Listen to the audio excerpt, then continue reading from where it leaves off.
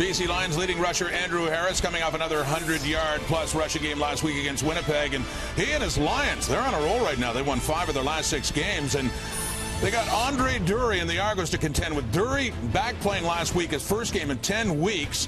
5 catches, 56 yards, and a touchdown. And the Argos lost 40-33 after they led by 26 in the first half.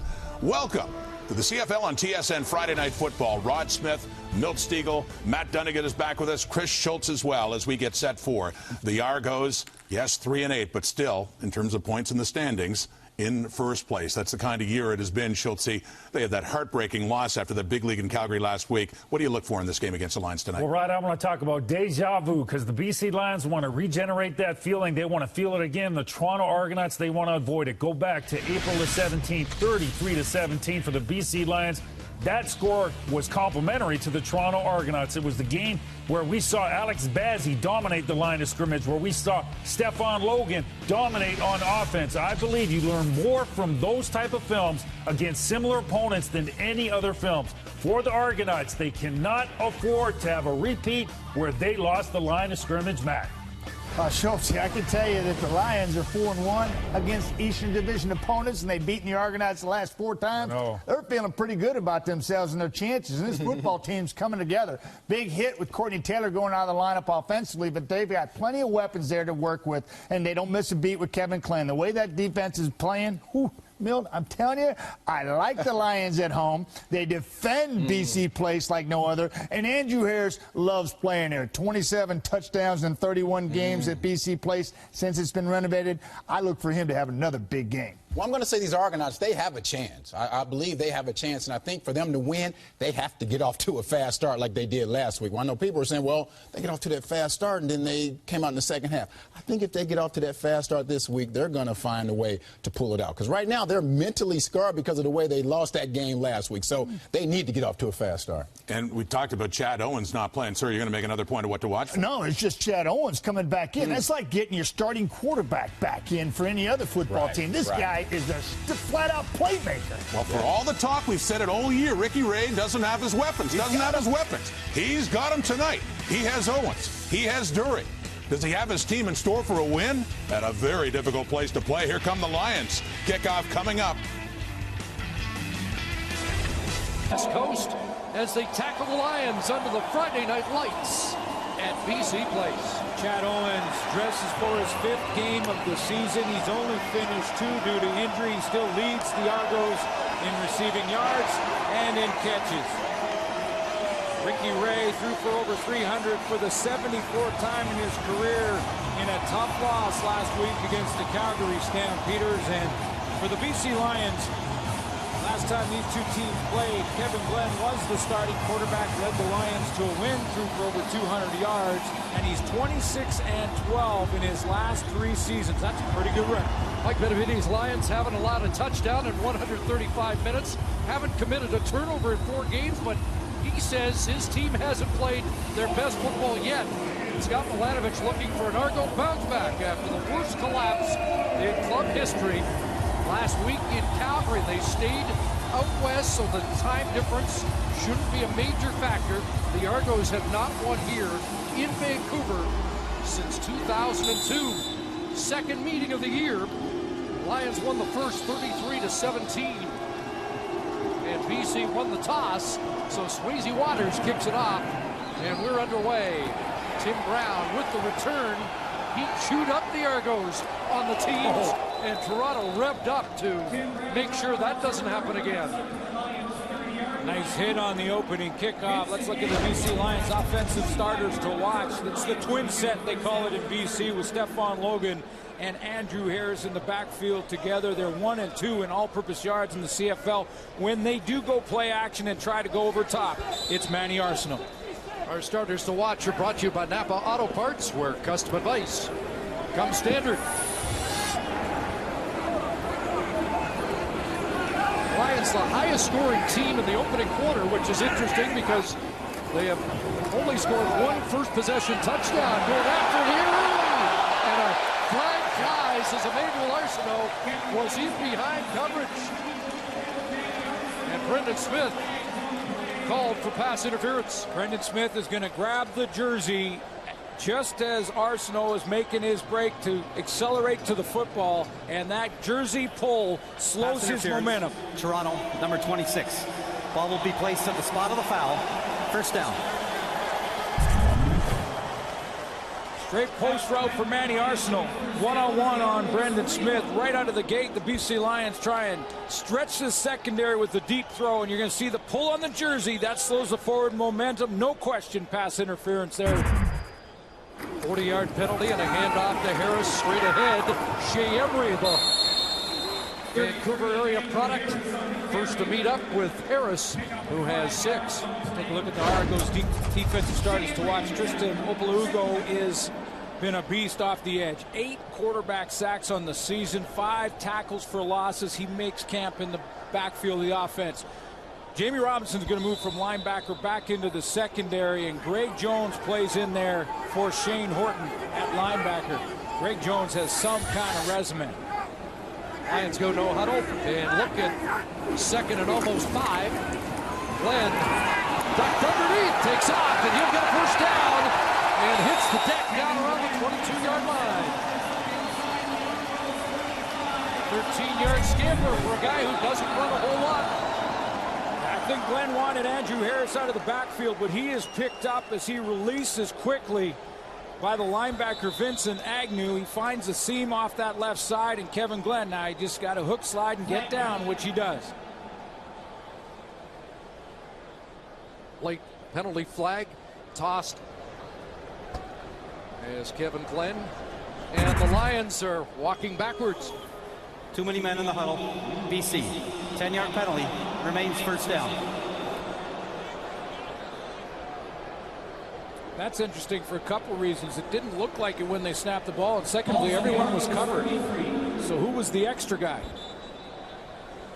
I think it was after yards gained, so it is a first down. 1st and 20. And Glenn back to pass. That's off the fingertips of the big defensive end, Opolugo, and another flag is tossed on the play. Opolugo is going to line up at that defensive end spot and drop out of there. Almost has an interception. Illegal contact. Toronto, number 53. 10-yard penalty. Repeat. First down. It's the linebacker Greg Jones out of Michigan State. Playing for Shane Horton, he's right here. Opolugo's off the edge to his right. He's going to drop out of there. He's the guy who almost has the pick. And watch Jones just with the illegal contact and the tackle on the crossing route. Ryan Burnham, a newcomer, the intended target. And Burnham replacing Courtney Taylor, is out for the year with a foot injury. Pass over the middle, and is that intercepted? It is. Alex Subert has his first as an Argo. So a takeaway for the Toronto Argonauts, who are last in the turnover category. But an interception snuffs a promising opening drive by the BC Lions.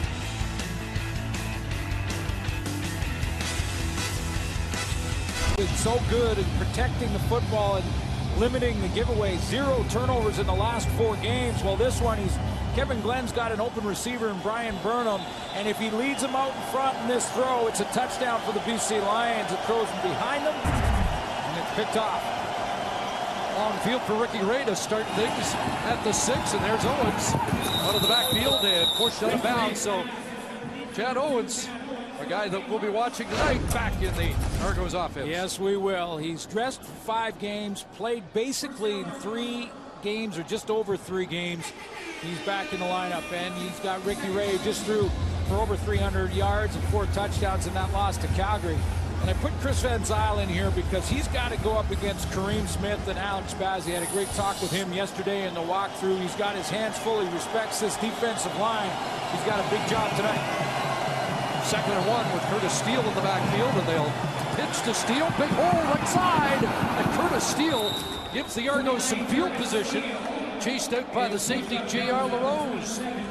21-yard romp for Curtis Steele. Well, Chris Van Zyl's right here, and he's up against Alex Bazzi off the edge, the rookie phenom, and he gets Bazzi to just come with little bit of an inside rush here on just his movement, a little bit of a fake from Banzal to the second level, and that catches Bazzi inside and loses leverage. That gets Steele on the edge, and away he goes for a 21-yard gain. Longest run of the year for Curtis Steele. Argo first down up at the 36. Action fake. Owens again. And he'll step out close to another Argo first down.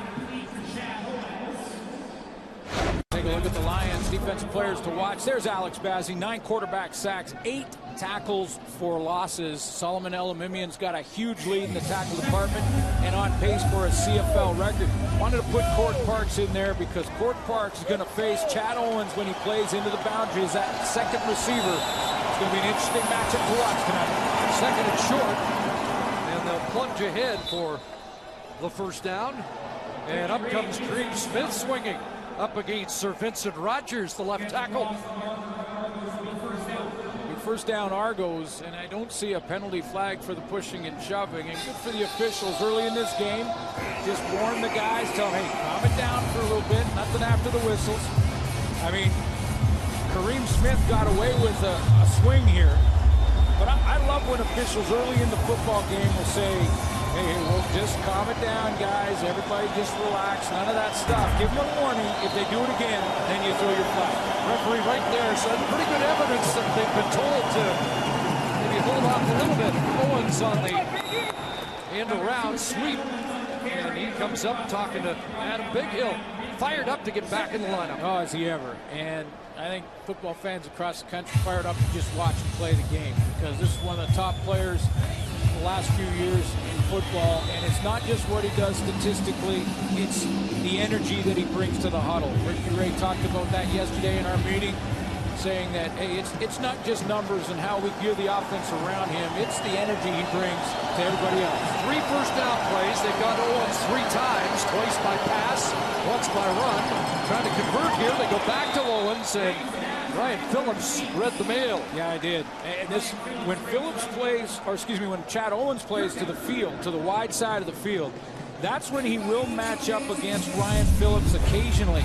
Yesterday, Ryan Phillips said, I'm going to just try and take away that inside leverage if he gets to the wide field. Usually they believe that they're going to see Owens into the short side. So we'll watch where Owens plays, but a nice play by the veteran Ryan Phillips. Swayze Waters leads the Canadian Football League in punting, but Tim Brown scorched them with 169 punt return yards. Is going to let that one bounce into the end zone, and it's going to be a single point for Toronto. Good choice. Good choice. As Brown let that one bounce in for a 68-yard route. Andrew Harris and the Lions get back on offense when we return to BC Place.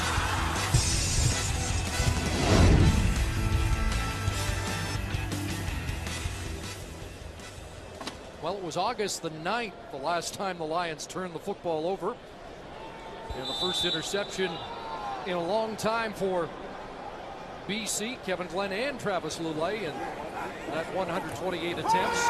They take the sweep to Burnham. They pitch it to Emmanuel Arsenault, going nowhere, surrounded by Argos, including the man that made the interception, Alex Zuber. I'll go back to that interception. It has been a long time. Kevin Glenn's done a nice job of protecting the football, limiting the giveaways, not throwing interceptions, and not trying to give Kevin Glenn an alibi for that one. The throw was behind Brian Burnham, but this is Burnham's first game. We talked about Courtney Taylor. He is gone for the season for the BC Lions due to injury. It's going to be Burnham. Doesn't know, I'm sure Kevin doesn't know Burnham's game speed just yet. Played in both preseason games, had a couple of catches in each. 2nd and 11, rush on, going deep, but nobody home as Arsenault seemed to get tangled up with Jamie Robinson. That pass at least 10 yards too long.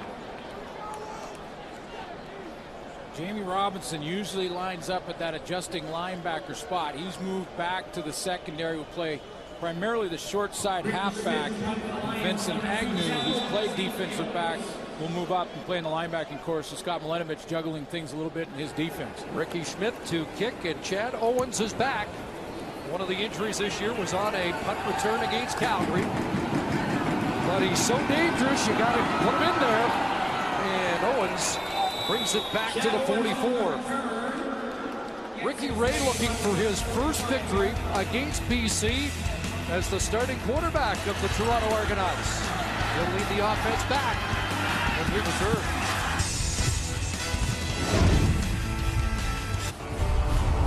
Well, you wouldn't know the Argos lost last week by Ricky Ray's performance.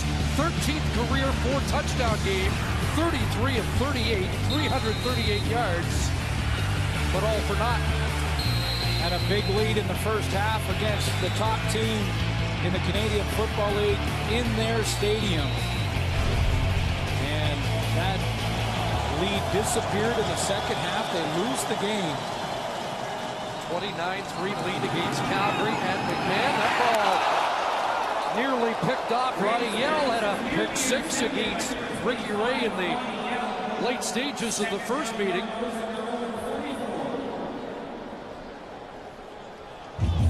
But it was interesting to see how Toronto would recover from last week. That has to take an emotional toll, doesn't it? Yeah, and I think that that's another reason why this week the addition of Chad Owens was so important after that loss where he didn't play. It gave the entire team a shot in the arm, even though they lost badly lost that second half against Calgary.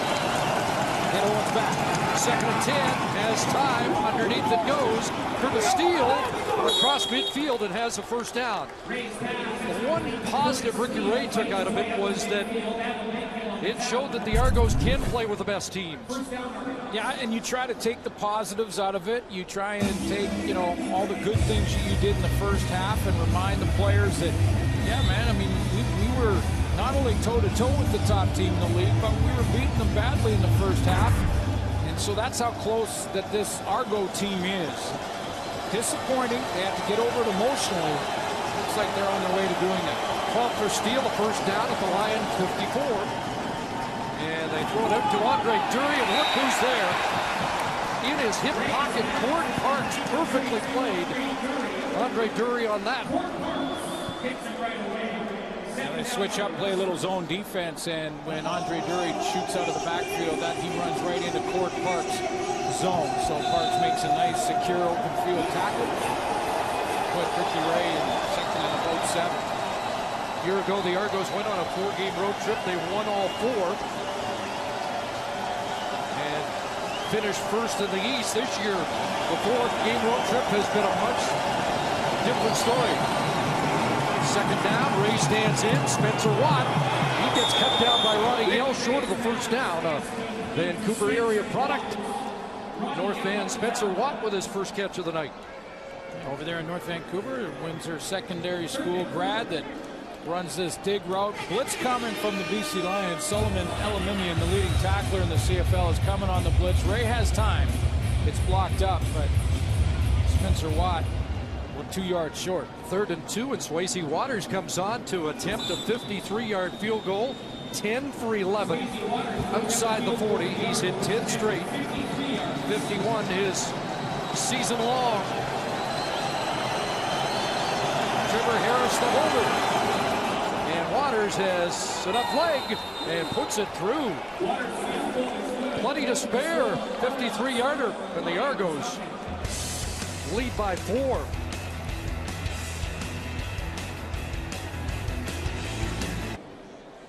Hall of Fame weekend in Montreal. We've got a Hall of Famer back at BC Place Stadium, and it's great to see Louis Pisaglia back. Absolutely.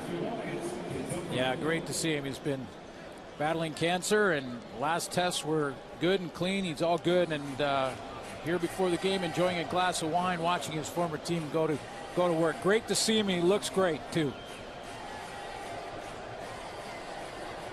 All-time leading scorer, and you can ink that in the record books for forever, in all likelihood. Guy kicking for the BC Lions, Paul McCallum, now is within reach of number 2, and we'll see him pass Mark McLaughlin in the next couple of weeks, but a ways away from Louis safe. He'd have to play another decade to catch Louis Pisaglia. So after the big boot by Swayze Waters, Andrew Harris goes to work. Not much there off the right side. Jamie Robinson moves up. Well, they did rush for 250 last week, but The BC Lions could take pride in the way they closed out the game against Winnipeg on the ground. They had 114 yards rushing in the fourth quarter of that game, and Andrew Harris had his second 100-yard rushing game of the year. Well, right now they put in the twin set, they call it, with Andrew Harris in the backfield along with Stephon Logan. Can bounce those guys around, play them in a lot of different ways. It's tough to defend. Emptied out, 6 receivers out, quick hit, quick catch. It'll be short of a first down, but the newcomer can talk about his first CFL catch being one for the highlight reel as he lays out for the grab. Yeah, the Tulsa grad. And this is a beauty. This is a great catch. The throw again, a little bit behind him as Kevin Glenn tries to get on the same page with his brand new receiver in there out of Tulsa, a guy who blew his knee out against Iowa State in his 2012 season. Tried to get an extra year of college eligibility and couldn't. And you're happy to have him. Second straight 2-0 for BC. Keenan Parker will bring down Chad Owens at the 25-yard line. Well, we wondered how the Argos would bounce back after that devastating loss in Calgary. I think the only people that have been through a loss in a football game like that can relate to how much every loss hurts in football because you have to play so few games. But when you have a lead like that and you have a chance to knock off one of the better teams in the league and they're building, it's disappointing. You know, we needed that for momentum, and you know, it hurts. It hurt the guys, and it took a couple days, I think, to get it out of our system. Play action fake, and Ray swings it out. Andre Dury has a catch and a few extra yards. As Ryan Phillips was unable to bring him down, and Dury up across the 50-yard line. Late flag there, and I'm wondering if one of the Lion defenders ran out of bounds, then came back inbounds. We'll take a look and see what this penalty flag is. But Andre Dury, yeah, he wasn't tackled, wasn't pushed out of bounds, and went and got an extra 5 or 6. Illegal participation, BC, number 21. 10-yard penalty, first down Toronto. So Ryan Phillips stepped out and in the chase position. You're going to take a nice low-angle look at this coming right at you as Ricky Ray on the roll. They've changed the launch point for Ray, gets it out to Dury. There's Ryan Phillips. Now he's going to come back. He ran out on his own. He comes back in and gets in on the tackle. That's a penalty. If you go out on your own, you can't come back in and participate. At 36 yards after the penalty, and the Argos have a first down at the BC 49.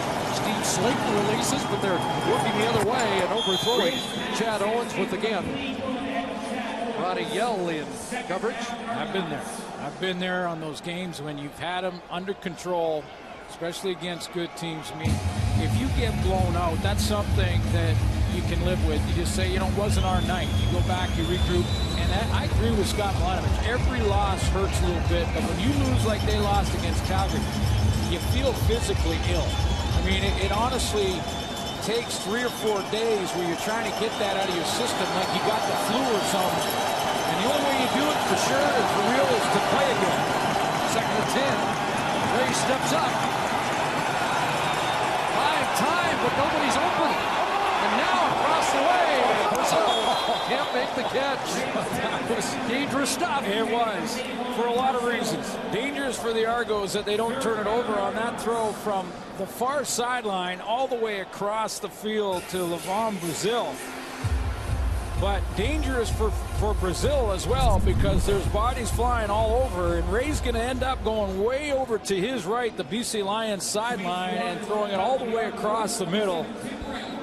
I'm not sure what the percentage is on throws like this that get picked off, but I would say it's above 70. Well, they're not going to try a 56-yarder, even though Waters had plenty on the 53-yard attempt. Here goes the punt. By Brendan Gillanders, the former Ottawa GG. Again, that's been a big focus for Toronto after Tim Brown was unleashed in Toronto.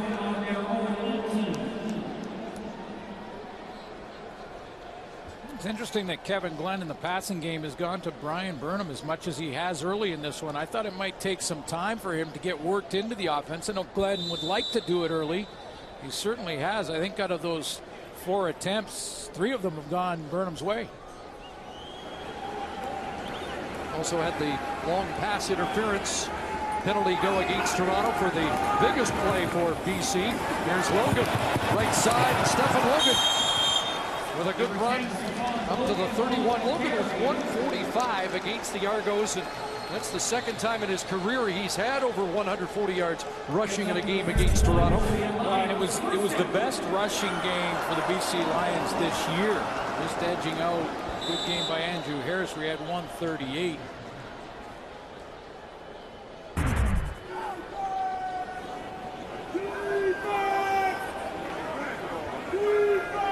So 14 on that carry, and it's 1st and 10, back into the hands of Logan, so they'll test that run defense. Cleon Lang helps close the hole with Shea Emery. It's the 3rd biggest game in the Canadian Football League so far, rushing the football at 145. He had 19 carries, and look at the average there. I mean, that's what's so impressive with it. Every time he touched the football, close to 8 yards. So when Kahari Jones can get 8 yards a crack out of his running game, he's going to turn around and ask Kevin Glenn to continue to hand it off. See what Kahari's got done. 2nd and 6. 4 receivers this near side. Glenn looking over the middle, and he's got completion. No, Gore dropped it. They're going to rule that a catch and a fumble. Let's see. Max Suber is saying it's an incompletion. No surprise there. Sean Gore recovered it, or scrambled to recover it as if he thought it was a fumble. Let's take another look on this crossing route. He gets it under his arm, hits the ground. Going to be a challenge from the Argo bench, and you can see that ball sliding down the leg of Gore. I'm not sure he secured the catch long enough. Remember, we're slowing it down in slow motion here. Marco Iannuzzi got it back for BC, but I mean, the question is, did he ever have full control of the football on that crossing route, on that dig? Scott Milenovich doesn't think so.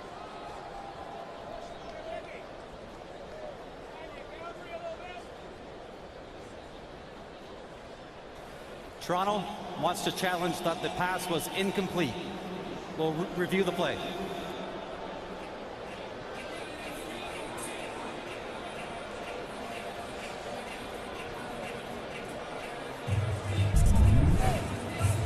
Let's take a couple more looks. I mean, in slow motion, is he putting it away and then has it stripped out, or is he still trying to gain control of the ball as it's rolling down his body? And that's one step it looked like, and then the strip from Suber, but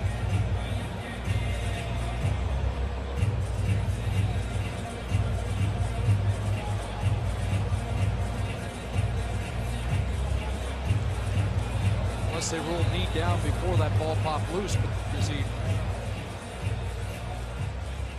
fully securing the football and surviving contact? Here's regular speed. Command center will check it at regular speed a couple of times too. Let's see what the ruling is here. After review, the pass was incomplete. The ruling on the field is overturned. It will be 3rd down on the 36-yard line. The fans don't like it, obviously, but I think it's the right call. They got it right. It didn't look like Gore had secured the football. He was sort of losing the handle, and he points right to himself, say, yeah, that was my fault. I don't think he's surprised by the call either. No. Or the way we say it in football, that's my bad. So a good challenge for Milenovich, the punt team on for BC, and Brendan Smith will drop back this time for the Argonauts on the return.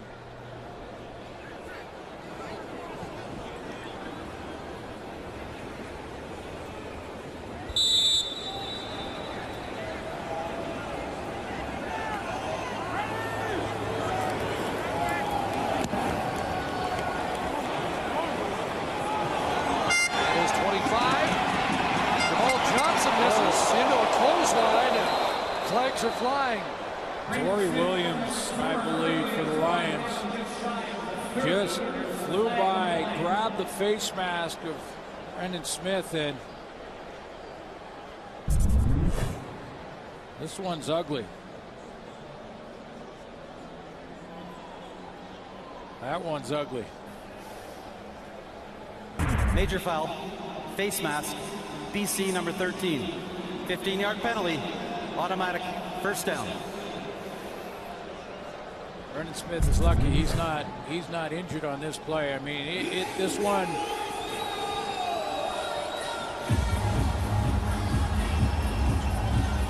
Torrey Williams got to let go of that. He's lucky in this case that he didn't get an extra one. And it's good to see that Smith wasn't injured. Boy, that head really whips around. I mean, an extra penalty on unnecessary roughness. Penalty moves the football up to the 44. So the Argonauts have a good field position. After their first possession, pass for Brazil incomplete. Brazil with a couple of fumbles in that collapse last week, including one I thought was the TSN turning point. They were up by a touchdown. They were driving, and he fumbled the football at midfield. But Scott Milanovic said he had a bad feeling when Calgary scored late in the first half to make it 29-10. Penalty kept the Calgary offense on the field. Well, Brazil almost had 100 yards. He had 83 yards receiving, so it wasn't all bad for him. Second and 10. Russ is on, and they get home, but it's another flag as Torrey Williams got to the quarterback. And we'll await the flag. Is it going to be Williams again? Well, again, this is a high tackle, and Torrey Williams. Major foul, roughing the passer, BC number 13. 15-yard penalty, automatic first down. And this is the right call. And, Torrey Williams has got to have the coaching staff get him back in line. I mean, this is a high tackle, and he doesn't have to do it. He's coming off the edge on Ricky Ray, and all he has to do is tackle and bring him down. He's got a sack. Beats his man, but watch him go up high and rip the head of Ray. You cannot touch the quarterback above the shoulder pads or below the knees. Mike Benavides got to talk to Torrey Williams. Lions had 131 yards in penalties against Toronto the first time. They had 45 in the opening quarter. And a draw play, a beauty to Slayton. But Eric Taylor, with help from Adam Bighill, limit the damage to 6. Final play of the opening quarter. Swayze Waters with a 53-yard field goal. An interception by Alex Suber. And the Argos lead 4-0 after one quarter play.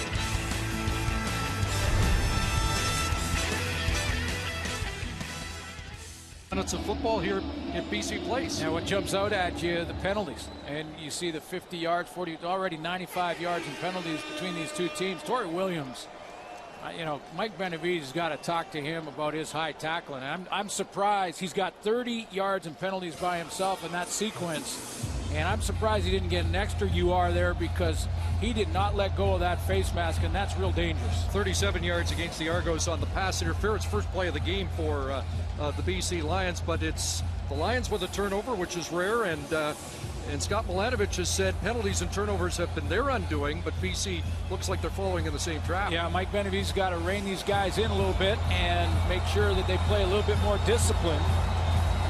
And the Toronto Argonauts, I think they're playing pretty well considering what happened last week against Calgary and that they're on the road in a tough place to win here for Toronto over the years. Second and 4.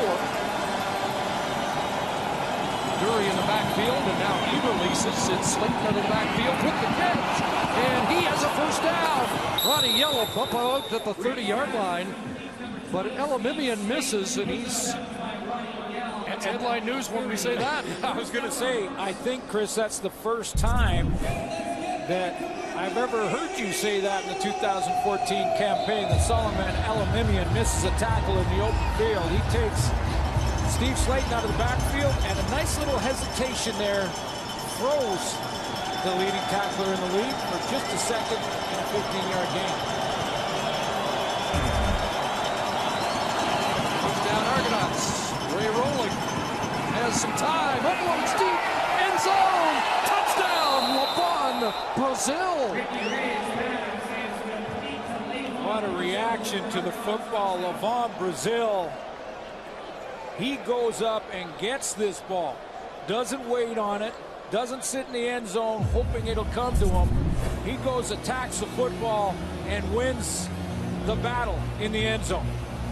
Ray puts it up, gives him time, but it's in the middle where it's almost up for grabs with the Lion defender in the vicinity. There's Court Parks, and wow. 30-yard touchdown catch, his first CFL touchdown. Brazil, the former Indianapolis Colt, had 7 catches last week for 83. Spent some extra time this week with Ricky Ray, who said he's comfortable with the way he runs his patterns, and some pretty good chemistry there as he keeps the souvenir. First CFL touchdown for the trophy case.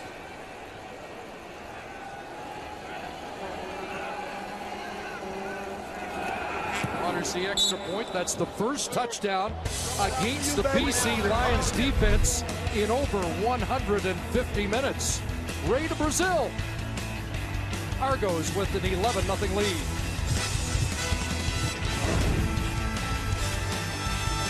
Kareem Smith is trying to run a little bit of a stunt here where he's going to come inside and Eric Taylor's going to come around. But watch what Van Zyl does along with Xander Robinson. Van Zyl's going to block down.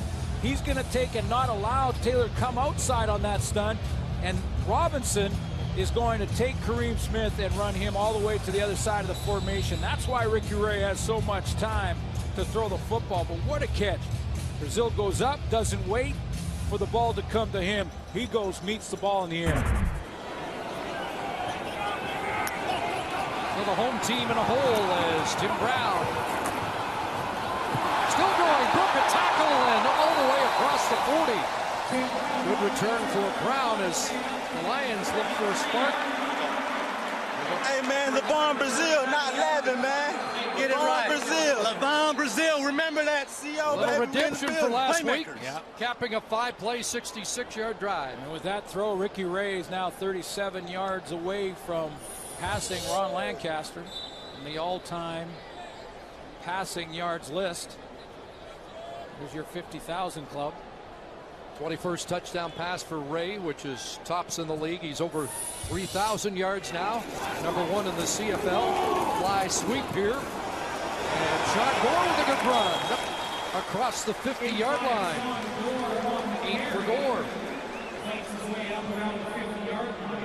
You think Sean Gore will have to elevate his game in the absence of Courtney Taylor? Yeah, I do, because I truly believe the Lions will move him and play him more in Courtney Taylor's spot. That's a primary spot in the BC offense, and often the first read for Kevin Glenn. So if Gore gets more of those opportunities, he's going to see the ball more. Flag flies.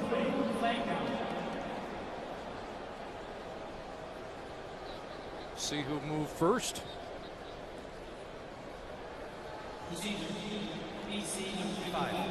Five-yard penalty remains second down. I believe he said the left tackle, Jamarcus Hardrick. So that'll change the play call. 2nd and 7. Where they like Hardrick at left tackle, the 5th left tackle Mike Benavides has deployed this year. Well, and with the play of Kirby Fabian beside him at guard and them playing together, getting a little chemistry, and plus Fabian getting better every week, they're excited about that side of the O-line for sure. Tim Burke sends the blitz. Glenn got it away. Burnham's got it.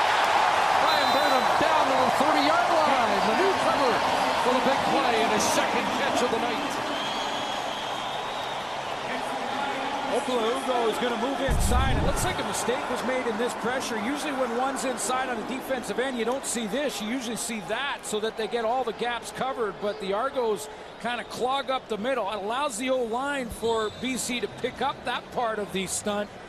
And Brian Burnham, again, he takes a page out of Brazil's book, and he doesn't wait. He just goes up and gets it. 35-yard play, first down BC. Kevin Glenn in trouble, and he is dropped. Greg Jones, the linebacker. brings down Kevin Glenn behind the line of scrimmage, so he has his first sack. Great communication here. Remember, Greg Jones is newcomer to the starting lineup here, and he's going to tell Vincent Agnew here to go out and cover down and watch the linebacker. He's going to go out there and communicate. You go cover. I'm coming on this delayed blitz. Make my man miss and then get to Kevin Glenn. Some kind of resume for Greg Jones. 11 tackles in his first start against Hamilton. Moeller High School is a football factory in Cincinnati. Big pressure on Glenn again. Scrambles away, throws, and that should have been intercepted. Alex Suber nearly had his second as Kevin Glenn threw back against the grain. You know, this is what happens when defensive backs that have the reputation for being a hitter. I mean, Alex Suber in his time in Winnipeg wasn't the biggest guy on the field. He's just 5'7", 175, but he brings it. This guy looks for the hit first and the ball second, and I guarantee you he was locked in here looking to make the hit on this throw, and the ball surprised him. Glenn overthrowing the intended target, Gore, and fortunate it wasn't a second interception. So Paul McCallum is on. 4 for 4 the first time he faced Toronto. Attempting a 41-yarder, 29 of 31, and he has missed. So the third miss of the year for McCallum, and Brendan Smith will take the knee. Elamimian missed a tackle, and Paul McCallum missed a field goal. What's going on? That's not the BC Lions' night, at least not so far.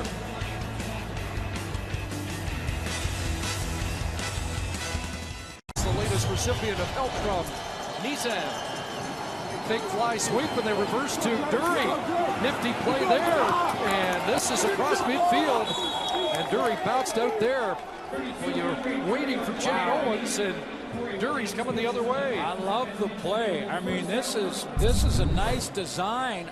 A lot of movement in this direction, but then the offensive linemen go in the opposite direction, and you got linebackers going, which way are we supposed to close on this football? Solomon Elamimian took 4 or 5 steps to his right before he redirected and figured out where the ball was. That's a nice play design by Marcus Brady and Scott Lenneman. Is considered a pass, so 20-yard pass play. Ricky Ray closing in on Ron Lancaster. Dumps it off to Brazil underneath, and Brazil makes Dante Marsh miss. That is inside the 40, another first down. See the ball security by Levon Brazil there. He's learned from his first game in Calgary a week ago with a couple of fumbles. Watch at the end of the play. He's going to cut inside. Now he realizes that the tackles are coming. The hits are coming from inside out, outside in. Puts both hands over the football. Protects the ball so he doesn't cough it up. Ray's closing. 17 yards, and Ricky Ray at this moment has tied Ron Lancaster for 5th on the all-time list. There goes driving. Ray going to pass again. Corner route looking for Owens. Got him! Touchdown! Chad Owens in the end zone.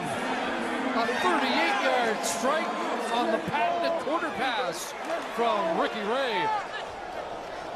Wow, this is Ray's throw, and absolutely fitting that on the throw that he passes another guy on the all-time list in Ronnie Lancaster, the late Ronnie Lancaster, that he does it on a corner route to his #1 target for a touchdown, Chad Owens. 3rd touchdown of the year for Owens. 3rd touchdown reception. He's back. And Waters to add the extra point. Don't know if this was the Lions' game plan to duplicate the full behind that Calgary had last week. This is a shocker. It was last week in the first half as well.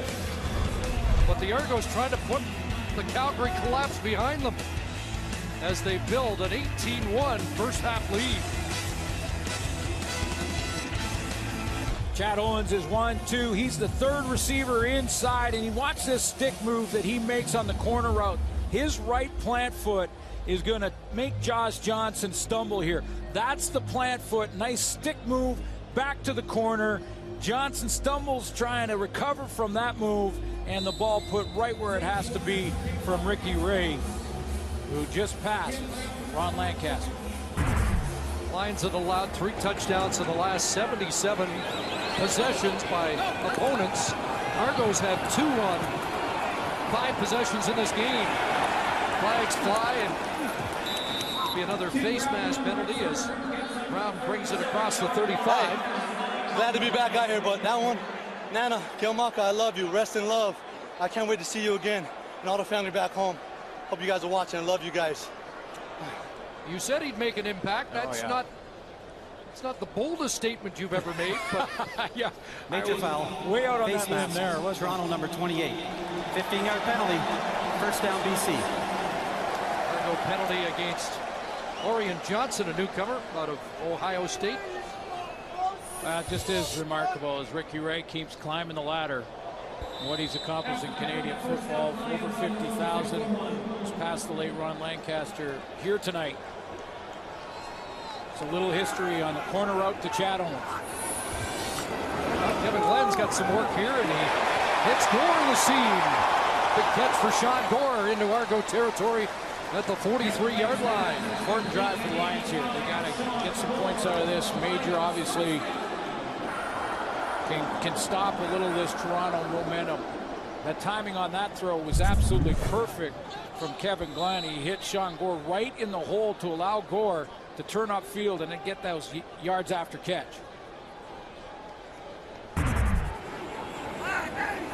16 yards of first down and to the ground for Andrew Harris. Vince Agnew moved up, and Agnew getting the strong side linebacker start tonight instead of being in the secondary. And a quick tackle on Andrew Harris. I think this is not a blitz more than Vincent Agnew just reading this and catching Andrew Harris in the backfield. He's looking out to check for cracking receivers. He sees the run play on that ride in the side from Kevin Glenn, and he just shoots to Andrew Harris immediately. 3 for Harris, 2nd and 7. 3 receivers out of a bunch on the wide side. They go the other way, and Burnham has another catch. I like this guy. I like this guy. Great body control. I love how aggressive he is to the football.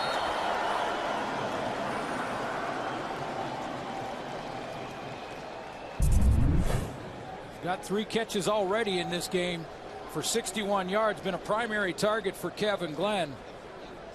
But he gets that separation. Good timing on that little rub from his teammate. Attacks the football. Like I said, that body control when the ball's slightly behind him looks good as well. Marco Iannuzzi shaken up. Iannuzzi was trying to create that space for Burnham as he was the guy on the rub. If you were in the secondary, you wouldn't have called that a rub. Well, it's a pick if there's a penalty flag. It's a rub if there's not. Brian Burnham's sister is the executive assistant to the president of the Lions, Dennis Skolsky. And we were kidding yesterday that she made sure that the game film was on the right desk when they... Sometimes it's not about what you know, but who you know. Sis did a good job, but once they saw the film,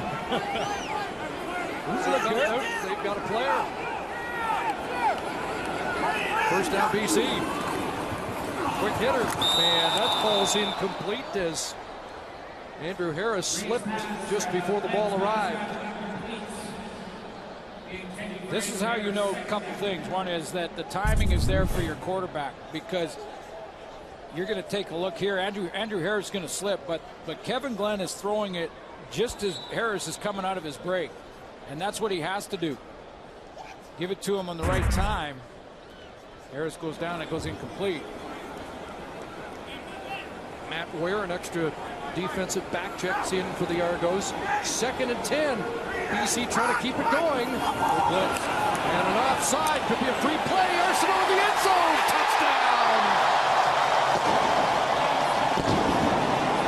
See what the flag is.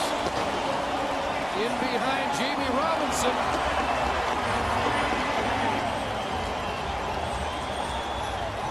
Marcus Hardrick over celebrating, facing his teammates at the Lions bench because of the blitz pickup from the offensive line. Offside, Toronto, defensive end. That penalty will be declined. Score is good. And Argonauts got his 7th touchdown of the year. Argos sending pressure, including the safety, Jermaine Gabriel in the middle, along with Michael O'Shea. Kevin Glenn understands he's got to get the football out of there, that they can't block them all, and puts it up over the top to Marion Arsenal. And he continues to add to that enormous average he has per catch. Extra point is good, and BC cuts into that Toronto lead. Arsenal reads this from the get-go. He sees that this is going to be blitz as he's coming off. Look where his attention is. Arsenal is looking right now in at the Vincent Agnew, the linebacker, who's going to blitz. He sees 23 going on the blitz. He knows he's got no safety in the middle. One-on-one coverage on his man, Jamie Robinson, gets him behind him, and that blitz picked up just long enough. Rolly Lambala back there at fullback. He helps off the edge. Shea Emery can't get there in time, and well read by the veteran Kevin Glenn. Emmanuel Arsenal.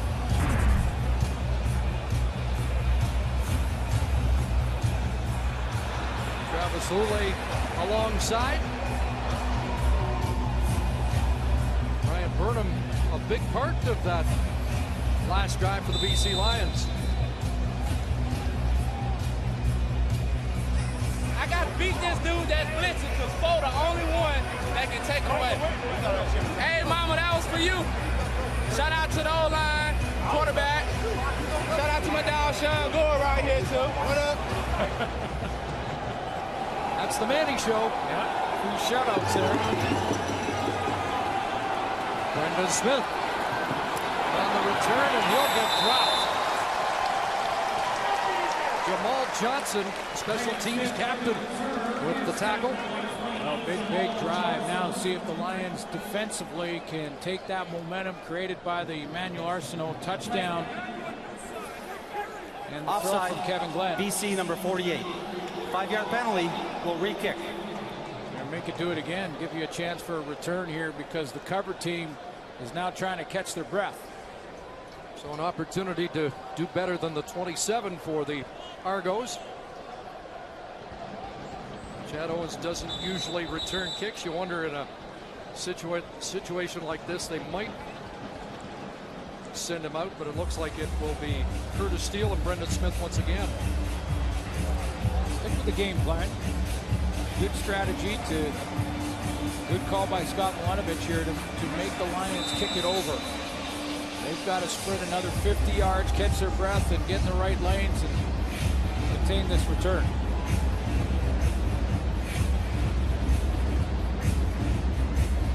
There's Jason Araki, 150 special team tackles in his career. And Brendan Smith drops the football.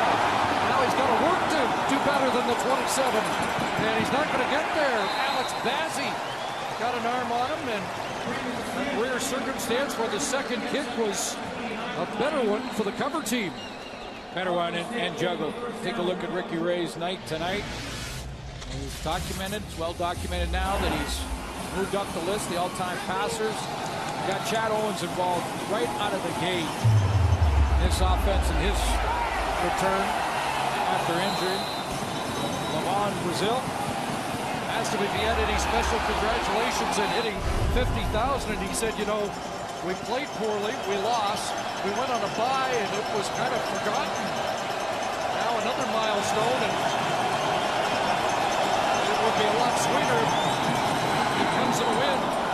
Crosser for Jason Barnes, who comes off a 100-yard game last week in Calgary. You know, I talked to Solomon Elamimian yesterday a little bit about playing against Ricky Ray, and he's got tremendous respect, of course, but he said, you know, I don't think I've ever seen, whether it be college, pros, no matter where I've been, certainly here in the CFL, a quarterback that knows where everyone on the field is, where they line up, and where they're going to end up. Because he said sometimes he will blindly throw it to an open receiver, and I wonder, how did he know that guy was open on the backside?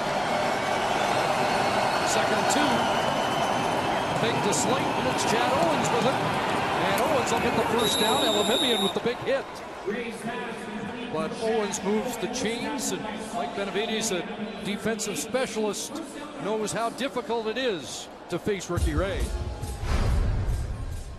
For Ricky, you could pressure him all you want. He's seen it. He's got ice in his veins. So then you turn around and say, okay, well, let's go maximum coverage. And you can have 1 million people in coverage. And if there's enough time, he will hurt you with his feet. I mean, I think people kind of forget that he will do that. So it's a tremendous challenge. It's a cat and mouse game. You can't give him too much of this, too much of that. He's over 200 tonight. Hands it off inside. Short gain for Slayton, brought down by Josh Johnson. Ricky Ray had 181 in the first meeting against BC. Yeah. He's beaten that already tonight. Yeah, he has. He's over, well, he's at 190 yards already tonight, and had that 181 that first game against the Lions. So Mike Benavides does have a good game plan in facing Ricky Ray, who's had trouble beating the BC Lions of late. And Ray had 200 yards passing already in this first half. So Mike Benavides got to make some adjustments at halftime, try and see if he's going to go to. What is he going to do? Put those guys back in coverage or send some more blitz? 2nd and 6. The protection held up, but Slayton taken down. And there's a sure tackle by the #1 tackler in the league, Solomon Elimimian. You know, and every single time you talk to Elimimian about, you know, just how good he is at this. As he's just locking into this running back right now, and he's saying, okay, you got me one time out on this flat route, not this time. Same hesitation, but watch the sure tackle. Gets nice and wide, base, wraps him up, cuts the legs out of Steve Slayton. That's a sure one. Waters skies it. Brown at his 15. And again, that cover team swarming Tim Brown tonight after a 51-yard Swayze Waters punt. But a little momentum for Kevin Glenn and the Lions coming off a 5-play, 59-yard touchdown drive. No question. He's got some deep ball success to Emmanuel Arsenault. Got Brian Burnham involved in this first half, and now the guys we haven't talked about that are two tremendous weapons a lot in this first half, Stefan Logan and Andrew Harris. Do we see more of them as the game goes on?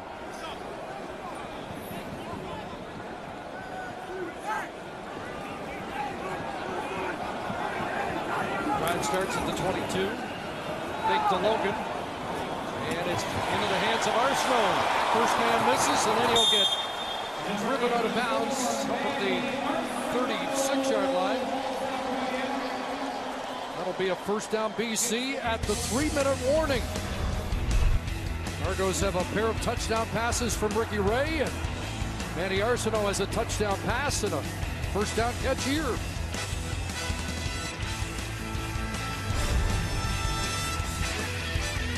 Seen in this entertaining first half. Well, you see Brendan Smith that was trying to cover Manny Arsenault on that last out route, turn his hips as quick as he did. You get beat deep for a touchdown, or your secondary does, you turn in a hurry. And off to Logan, trying to get something going inside. Slowed up by Delano Johnson. Manny Arsenault runs a corner route on Jamie Robinson for a touchdown. I'll take you back to that first, and then he runs the curl route. Here comes the touchdown. Okay, now on this play, Brendan Smith is chasing, so he sees Manny Arsenault go deep, and he knows his speed. And then we'll come back. I'll show you what happens when that happens to a secondary and how they start to react differently. 2nd and 5. Glenn over the middle. Harris wide open. Jalil Carter bounces him down with a big play for Harris. And the BC offense is now in gear. 25 for Andrew Harris. Weapons that they haven't gone to yet is Andrew Harris. Don't see him empty backfield because he's lined up as a receiver to the short side of the field and just in behind the linebacking core and over the shoulders of Greg Jones. Nice touch throw from Kevin Glenn. Harris, the leading receiver among running backs. He leads the Canadian Football League in yards after the catch. Providing a first down, Glenn will drop it off, and it's Jim Brown in the offense. And Brown steps out close to another BC first down. So let me go back and just finish what I'm talking about when a receiver gets in behind coverage. Now this is the next play when he runs that out just before the 3-minute warning on Brendan Smith. Watch how quickly Brendan Smith turns his hips and gets running deep. He is now bailed. He's saying, I know this guy just scored a touchdown. It's not going to happen again. He gets out of his chair quickly, turns to run deep, and Arsenal's got some more room because of it. Kind of gets in your head when a receiver gets in behind you. Young Argos secondary, fourth against the pass. 2nd and 1, and Logan with a little stutter step and finds his way to first down territory. Arsenal now has the highest TD to catch ratio. 7 touchdowns, 38 catches, and his yards per catch average, the top 25 receivers in the league, #1 at almost 18 yards. So he is the deep threat in the league.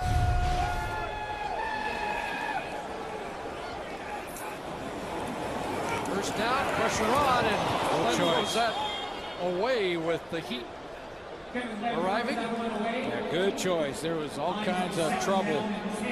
Heat coming off the edge, and in the blitz, it's tough because if you don't have a guy blocked in a screen play, you get everybody blocked for a couple of count, and then you let them go, and the quarterback drops it in behind to the running back.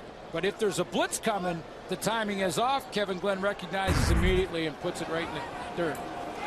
See if they can keep it going. 2nd and 10. Pressure on again. And Glenn shovels it. That pass skipped into the hands of Harris. Incomplete. And as Kevin Glenn injured. Pressure was on from the newcomer, Orion Johnson.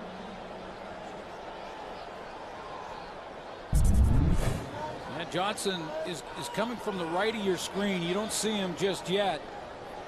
Kevin Glenn directing traffic here. He brings up maximum protection to his left side, but he doesn't have any help to the front. Vincent Agnew flushes him the first way, and there's Johnson.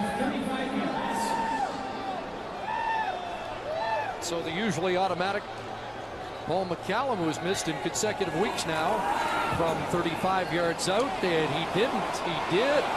Paul McCallum has missed his 2nd in this game. He'd missed only 2 all season long.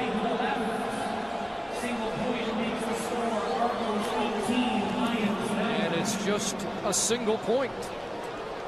And the lead now is 9 for Toronto. And what could he have possibly been saying?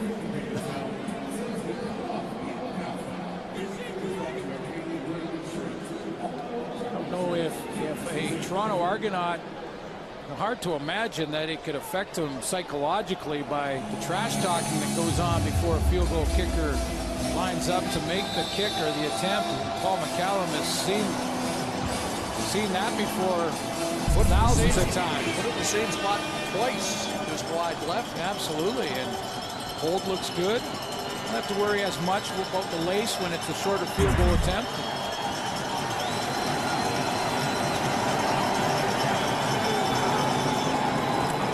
Brazil in traffic, and he holds on. Quite a collision there with Big Hill and Ronnie Yell. Well, our CFL on TSN action continues tomorrow. Eskimos Tiger Cats. This is going to be a good game. Live coverage, 7 Eastern, 4 Pacific, right here on TSN.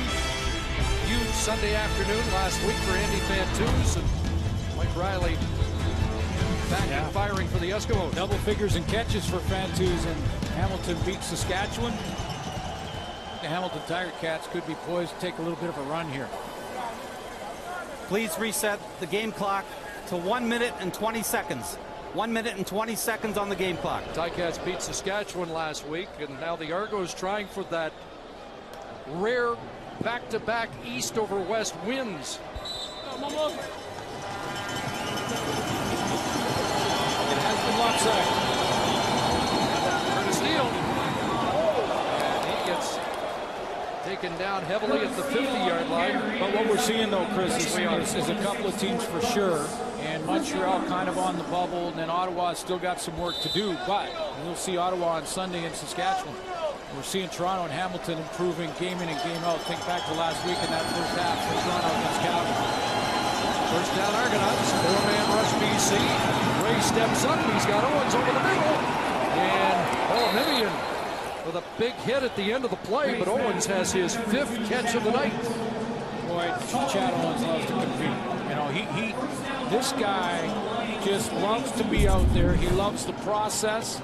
It's not about the yards, it's about wins, but he loves to just go compete. After he got hit from behind by Solomon El-Nimian here, he got right up, tapped him on the head, said, nice play, I love it, it's football, let's go. 18 yards for the first down.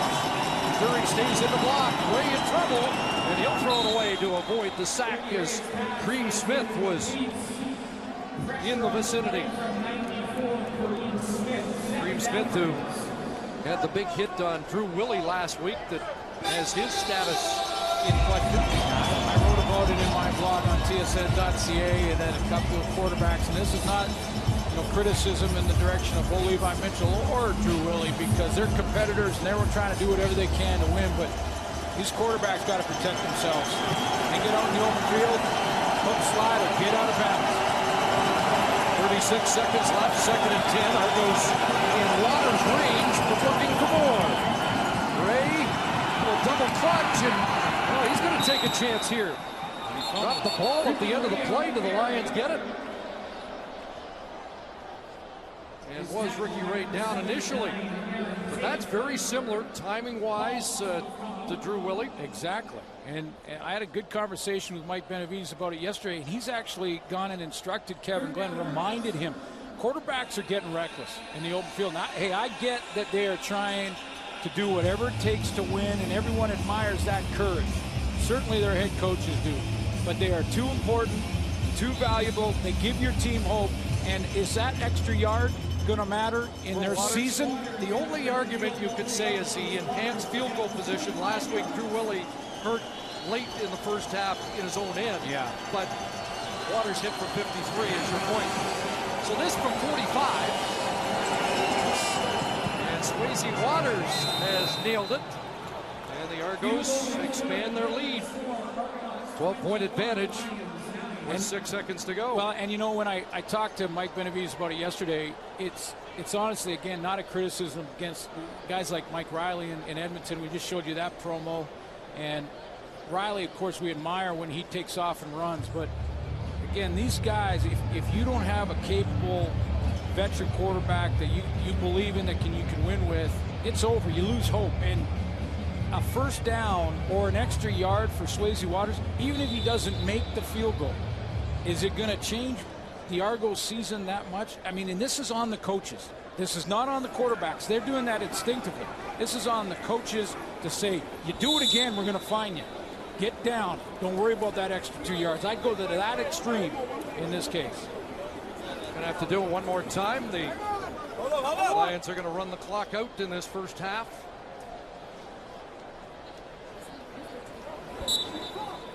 And that will do it. A couple of touchdown passes for Ricky Ray, who is now number 5 on the all-time CFL passing list. He has a 12-point lead at the half as we join Rod Smith and Paul LaPolice.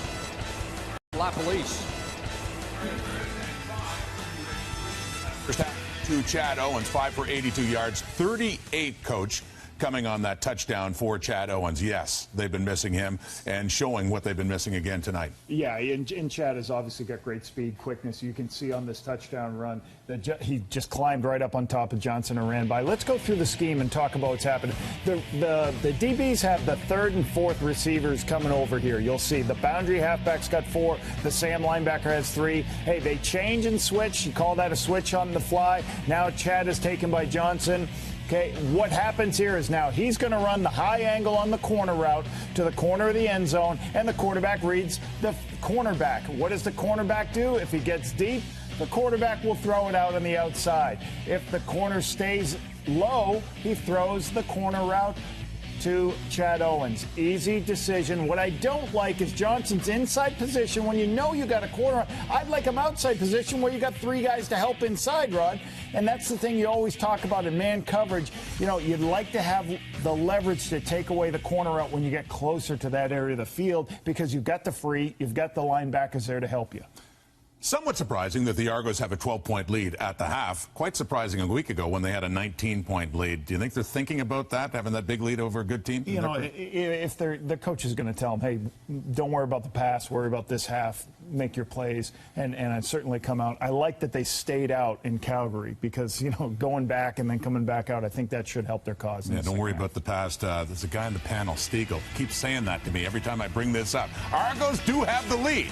They've had one before, this one 12 points after that late field goal, 21-9. Back with Milt and Matt and Schultze to talk more about this game coming up. A couple more touchdown passes in this game to another different receiver in Levon Brazil.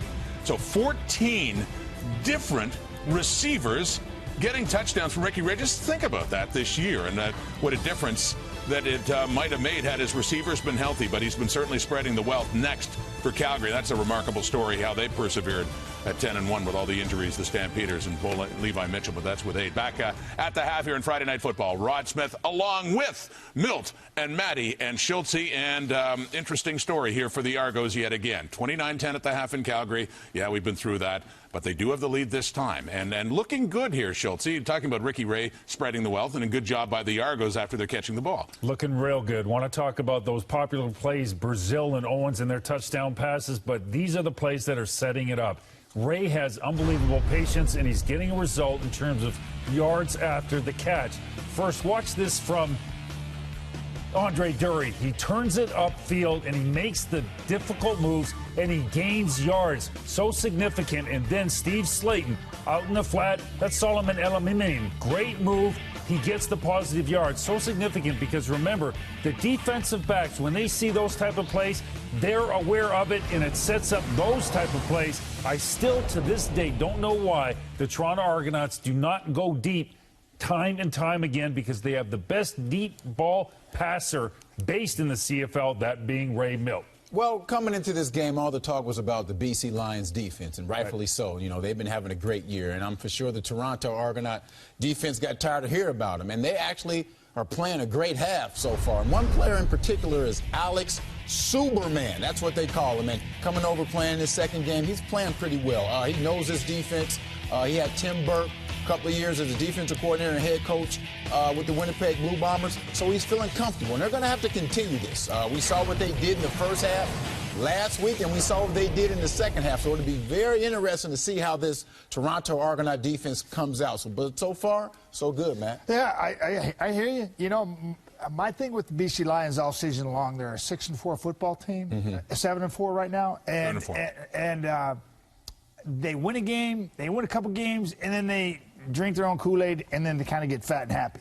And I kind of saw that in the first half. But I think there's some good things to be happy about if the BC Lions offense, because they lose Courtney Taylor, and you get Brian Burnham in the lineup. And the number 16 showed me he's got a lot of game. He only started playing receiver his second year at Tulsa. That's 3 years ago. He showed you a little sit-down read right there. Nice finding the zone, going up and getting it here. And then he plays the rub route here, sets it up perfectly. And then I love the extension of this play right here, delivering a blow. Hey, Brian Burnham, this kid's got a lot of football in him. I think the BC Lions aren't going to miss a step. Kevin Glenn, he can find his momentum in the second half. Dude, this is a ball game because we know what happened last week, Schultze. Yes, we do. Yeah, the Argonauts didn't play 60.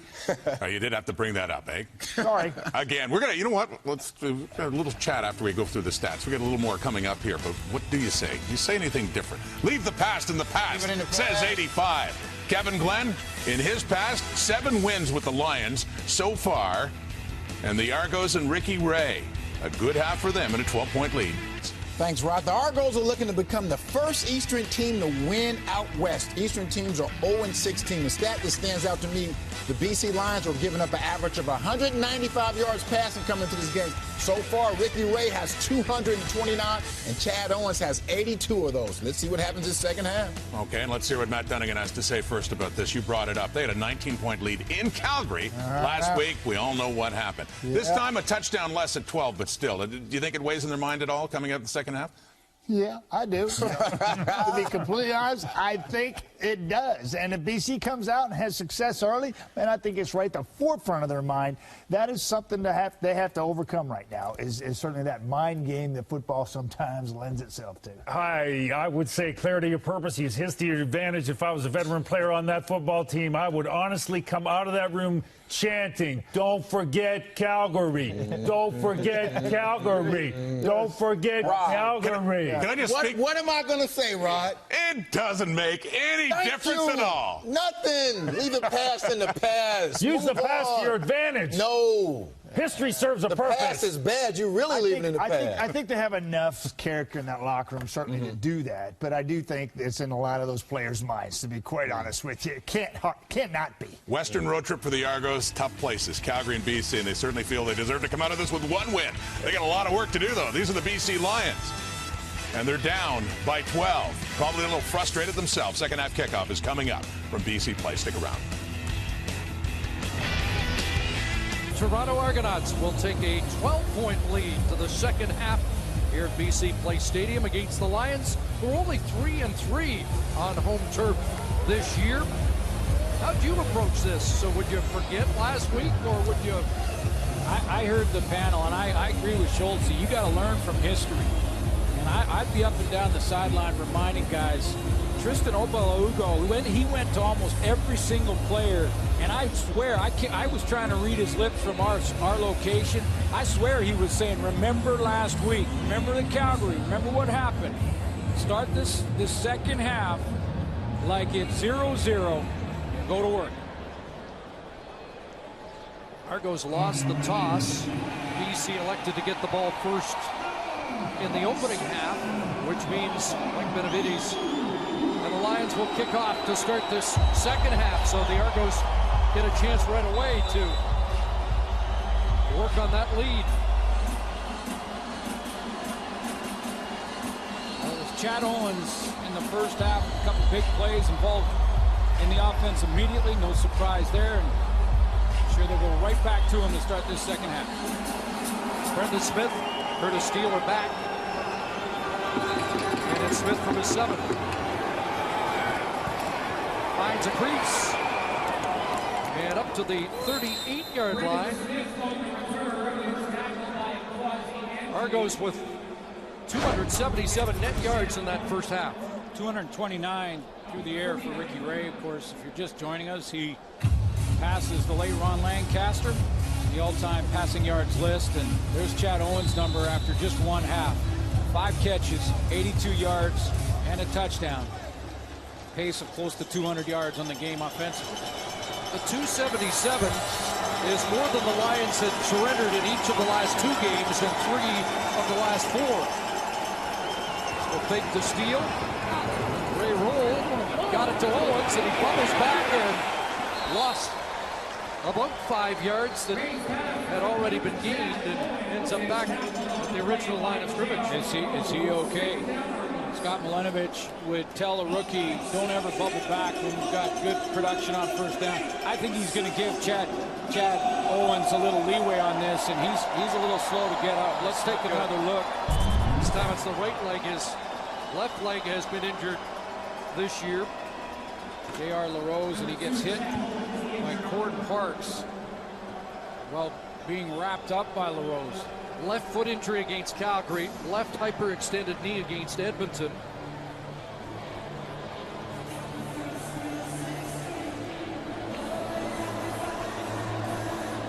And other than Ricky Ray, it's the last guy you want to see down for the Argonauts. 6th catch of the game. He has a touchdown. Now maybe they are checking that left leg.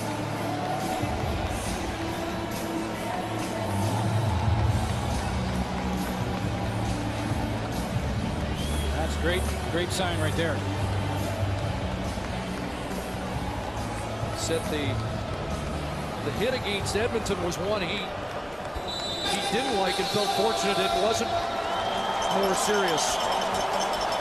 A low hit, one of those that is legal, but a lot of people don't like them. I know the panel had a good debate about low hits in the game last week, ones that the Argonauts were delivering. So second down and long, Ray's in trouble. Green-Smith's got him. With some help from Torrey Williams, but it looks like it's Green-Smith with his 5th sack of the year.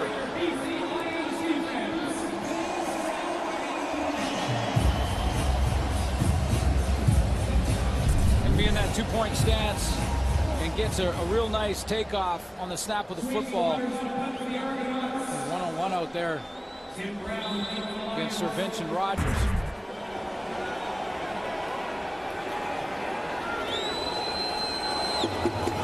So is Waters to kick it away. And Tim Brown dropped it at his 30. And he'll have to eat it right there. Jake Reinhardt, the long snapper, there to bring Brown down, and he's been shaken up after a 44-yard punt.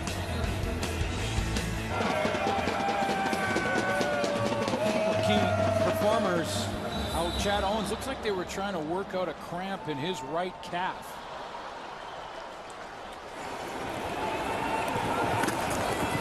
Tim Brown didn't have any weight on his leg as he was helped to the sidelines after the punt return.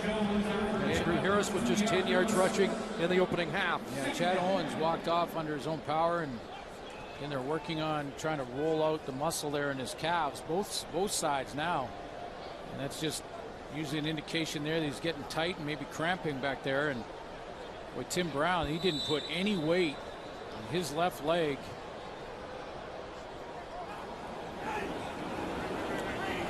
2nd and 9 BC. Kevin Glenn. And Iannuzzi with the catch. Or sorry, a drop, excuse me. It's a 2 and out. Broken up by Jalil Carter. And the third 2 and out of the night for BC. So no blood drawn on the first possessions of the second half. Chad Owens not going for his helmet just yet, even though Toronto gets the ball back. Brendan Smith on the return. And he gets tripped up. That's the long snapper Benson for BC, who makes that tackle. Well, Ricky Ray put on a show in the first half. Goes back to work here in the second with a 12-point lead. Big story coming into the game, how dominant BC's defense has been this year, but not tonight. No, they're not. I mean, their points allowed right there. Argo's already at 21. They're already over that in yards allowed. Passing yards allowed over 200. In fact, they were averaging 1 touchdown per game against the BC Lions for the first 11 games. They've given up 2 already tonight. First down, Ray throws over the traffic, and the ball is dropped, intended for Mike Bradwell. Now they're facing Ricky Ray, and Mark Washington, the defensive coordinator for the BC Lions, has tremendous respect for Ray, of course, and he's got more of his weapons back, so he knew it wasn't going to be an easy task. And I'm sure the speech at halftime was, we're better than this. And I'm not sure if he's disguising some coverages there in the signals, but there was a lot of movement down there on that sideline. Argos have been bogged down in the second half in their last 4 games. 3-man rush, 2nd and 10, underneath Slayton. And Slayton is stopped at the 38. He'll be a couple of yards short. Maybe within a yard. I was just taking another look at that, Chris, and I think you're right. It is about a yard. Ricky Ray surveying. And official trying to explain to Ray exactly how far it is. It's more than a yard, which is why there's no measurement. And Scott Milanovic sends out the short yardage team. Well, this is interesting. Do you think this is a response to last week? Pedal to the metal, aggressive, attack, go play to win. Is that what you're talking about? It just could be. I'm not sure this is the automatic call, but it's an interesting one with Mitch Giel of the short yardage crew. Decent push. And it looked like they got to the 40. Did the ball come loose? Boy, the scrum continues. Well, they marked it. Looked like the first official marked it at the 40, which would be first down territory, and they're still wrestling there. Flags flying now. Adam Big Hill in the middle of it. Wayne Smith was jostling in the pile. It looked like he might have drawn the flag, or was there somebody for BC that initiated that flag first? Meanwhile, Scott Milanovic is looking at the next play. Major foul, unnecessary roughness, BC number 56. 15-yard penalty, really? Automatic first down. It was Elimimian who draws the flag.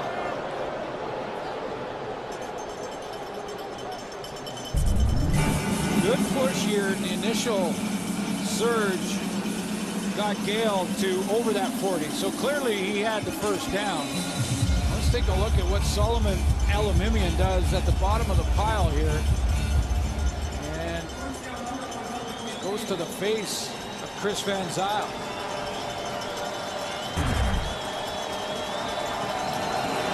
Midfield first down. Elimimian blitzing. Ray with that corner run downfield, and the flag flies. Spencer Watt was the intended target, and Keenan Parker was in coverage. And 3 flags are thrown, so the 3 officials that saw the coverage feel that Keenan Parker interfered with Spencer Watt on that route. Blitz picked up nicely by Steve Slayton. Solomon Elimimian after drawing the penalty. Pass interference, BC number 20. Ball will be placed at the spot of the foul. First down, Toronto. Solomon Elimimian, after taking that penalty, was coming on the blitz, and you know he was going to come hard right through that gap. Now he's picked up by Steve Slayton, steps into the hole, and he puts his hit right on the midsection of Elimimian. That gives Ray that extra second. And then Keenan Parker down the field. The grab of the jersey. 26-yard penalty. First down. Handoff. Sweet. Big hole. It's still going. Inside the 10. Touchdown. Steve Slayton with a 29-yard run to the end zone. Great fucking run. He was a track star in high school in Pennsylvania. He showed you that speed and that explosive power to bounce it, but his downhill speed, and I'm talking about when he's making these moves, he's continuing to get down the field. Nice break, doesn't lose any speed on that turn, and outruns the angle from J.R. LaRose. And a huge block from Chris Van Zyl on Solomon Elimimian. 5 plays, 81 yards. And the Argos up the lead.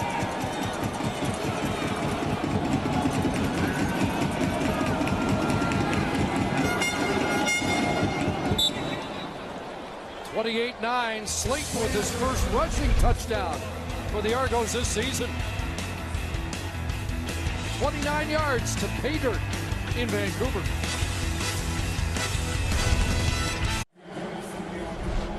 You're right, Chris, that offensive tackle Chris Van Zyl out of McMaster, 6-year pro, gets the block at the second level on Solomon Elimimian, doesn't allow him to scrape. He gets up the field, and now he's on, big on linebacker right here. He'll let Ricky Ray option Kareem Smith off the edge and freeze Kareem Smith with his play fake.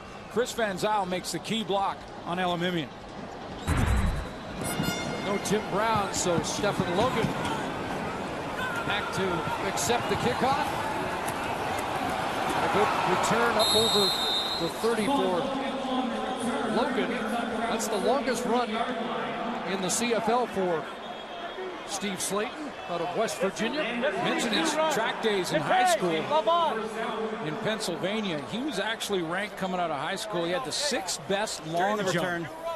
Long Illegal jump. block. Illegal block. BC number 44. 10-yard penalty, first down.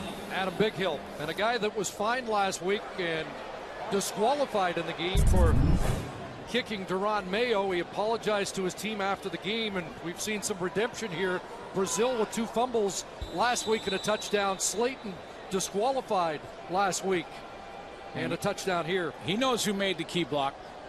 He knows who got the guy that's leading the league in tackles, Chris Van Zyl. He went right over to him on the bench and said, thanks for that one. Kevin Glenn wants to make it up in a hurry downfield. Look for Burnham and Robinson in good position defensively. Yeah, right out in front, playing the football. And Brian Burnham just basically had to run up his back.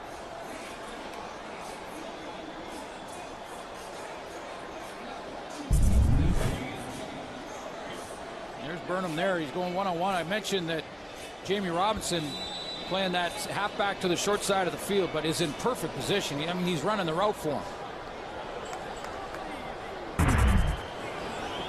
So 2nd and 10. Lions backed up inside their 20. Pressure on, and they get to Glenn. Back inside the 10-yard line. Shea Emery on the blitz. Yeah, Aston Whiteside, first of all, is going to run the stunt, and he's going to open up a lane for Emery. He's going to go here, and then Emery's going to fill in behind him, and he gets that open A-gap basically between the center and the guard as Emery. Well, actually, it ends up going to B between the guard and tackle. Emery gets there. Excuse me, the former UBC Thunderbird with his first sack of the year. And Schmidt has to boot it out of his own end zone. Smith to midfield, and then it's a heavy hit from Torrey Williams. 53-yard punt, and an emphatic hit by Williams on the cover team. But the Argos have the lead and good field position. One week of Fame game in Montreal this weekend, and our congratulations to the inductees: Wally Buono, Ben Cahoon, Charles Roberts, Mo Racine, Azumo Okeke, Larry Taylor, the Western Mustangs coach, and Neil Lupson, the great Ottawa GG, and then absolutely CFL player, great Hall of Fame class for 2014. 5 Grey Cup rings for Wally Buono as a coach, head coach, a couple as a player. The 70s for Montreal, of course, Ben Cahoon, over 1,000 catches in the CFL in history, Grey Cup wins. GM's not going to like what he's seen tonight from a long ways away, but found it was poignant that it's Calgary and Montreal this weekend in Montreal, where he grew up, was an Alouette, coached those great Calgary teams in the 90s, and watching here as his BC Lions have to come back in the second half against Toronto. Ball tipped at the line and falls incomplete. After that touchdown from Slayton, Eric Taylor basically got in the face of all of his defensive teammates, and he's still shaking his head. He's a bit upset with what's going on right now, and he's letting people know. He's going to rest on this 2nd down and long, but he's trying to take that leadership role. And I'm thinking when Eric Taylor talks, I'm listening. 2nd and 10. Here they come. Ray somehow escapes and now is finally brought down, and a little bit of a Houdini act at the end of that. And the Argo defenders going to the aid of their quarterback and getting J.R. LaRose out of there. Guess who led the way there? Chris Van Zyl. We talked to Kevin Glenn yesterday about avoiding the hits and how sometimes if there's nobody home, he learned from Anthony Calvillo to just take the sack, but Ricky Ray not interested in that tonight, apparently.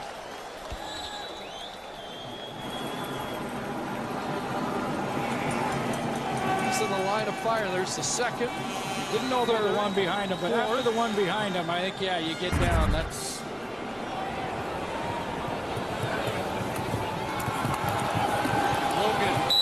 Angled out around the 10-yard line, 49-yard punt.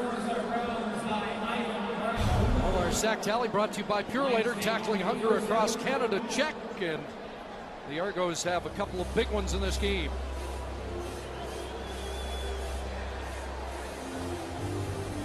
And a week from tonight, the tackle hunger drive will be at Commonwealth.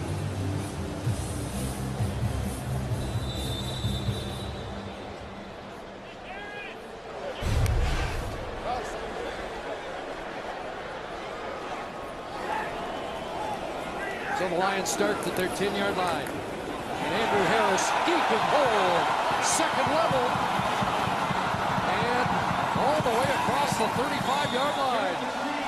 First big run of the night for Andrew Harris. 28 yards, and timbers starting to flare. Andrew Harris has an enormous hole here because Rolly Lamalo, the fullback right here, watch the block. He steps up in the hole, and he's going to just shut the door and open up a nice lane for Andrew Harris. That's fullback play at its best, collapsing the edge here. And then Andrew Harris, he's got all kinds of room to go whichever direction he likes, and he bounces it outside. The initial first down in the second half for BC. And the direct snap to Logan. Shea Emery waiting at the 40. And it's a pickup of a couple. Harris, the 5th leading rusher in the league. Logan, number 7, coming into this week's action. Jamarcus Hardrick was pulling there, and Logan beat him to the hole. You're supposed to get your offensive line, but sometimes you're running back so quick. Got an injured Argo down after that last play. It's Delano Johnson. Argos without Logan Harrell for the 3rd consecutive game because of injury. But Johnson in some discomfort as he cramping up. You mentioned, Chris, that the Argos, for the first time in recent history, stayed out west after the Calgary game, because they've struggled with that time zone change, and this is often what has happened in the past when, you know, by this time at night and they're playing Eastern time on their body schedules, that becomes a problem into the second half. But this week they've been in the West the entire week. This has been no man's land for the Argos and the Alouettes in the past. It's a new water boy for the Toronto Argonauts. Mike Pinball Clemens, as a player, will do whatever it takes.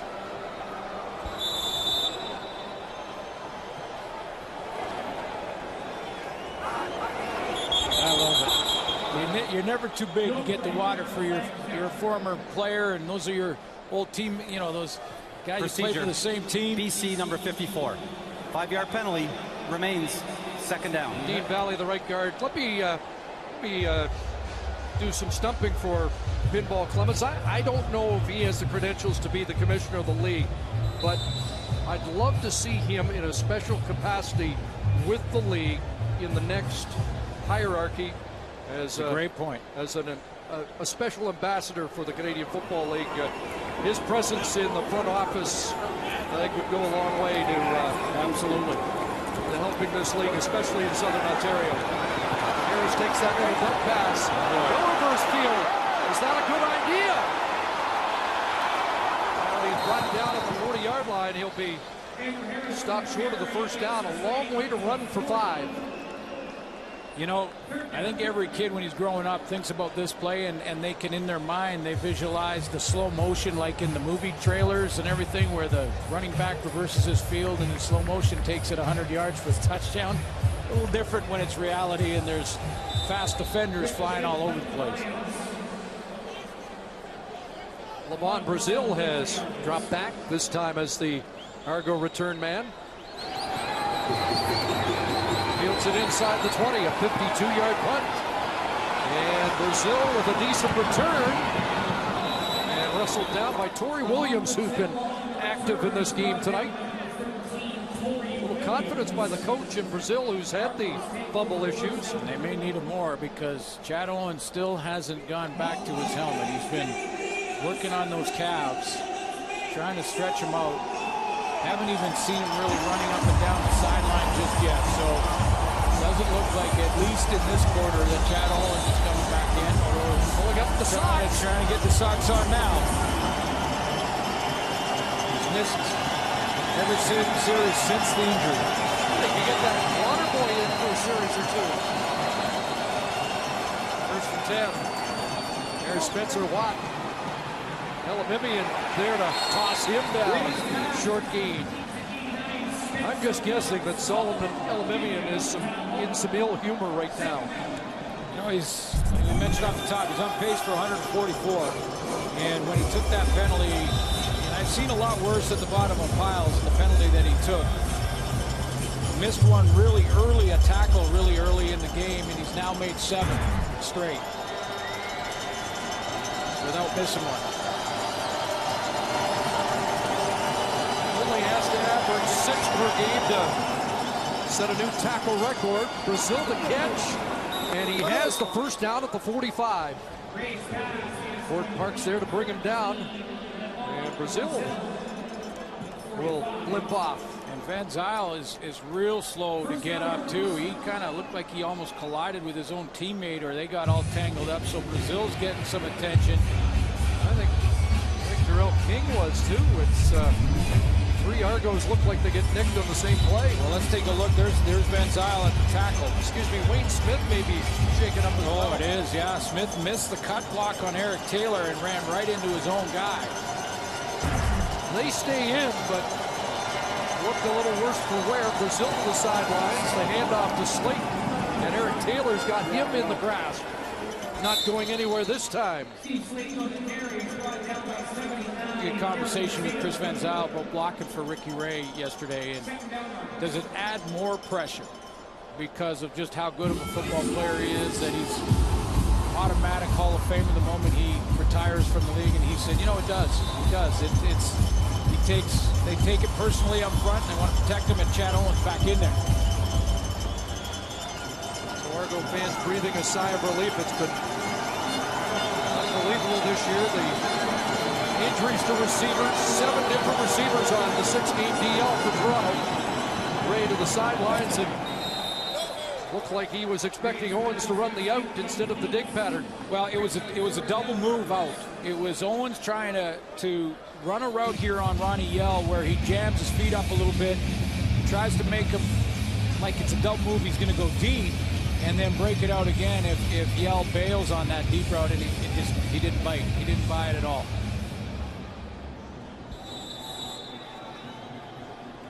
So Waters to kick it, and Logan awaits just inside the BC 15. Jermaine Gabriel late onto the field.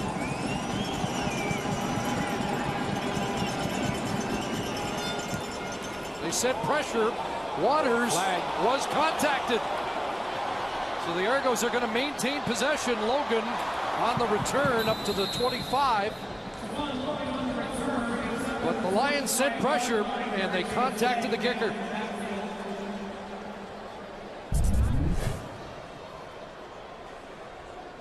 Swayze Waters is a leg in the air when he's contacted. The kicker, BC number 13.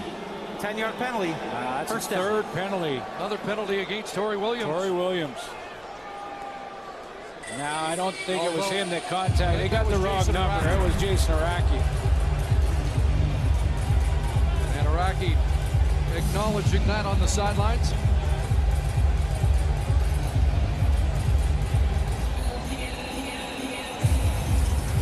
Swayze Waters kept his leg in the air just long enough, didn't he? Almost, I'm going to say he drew that penalty, but Ron Foxcroft took a long time to throw it, too.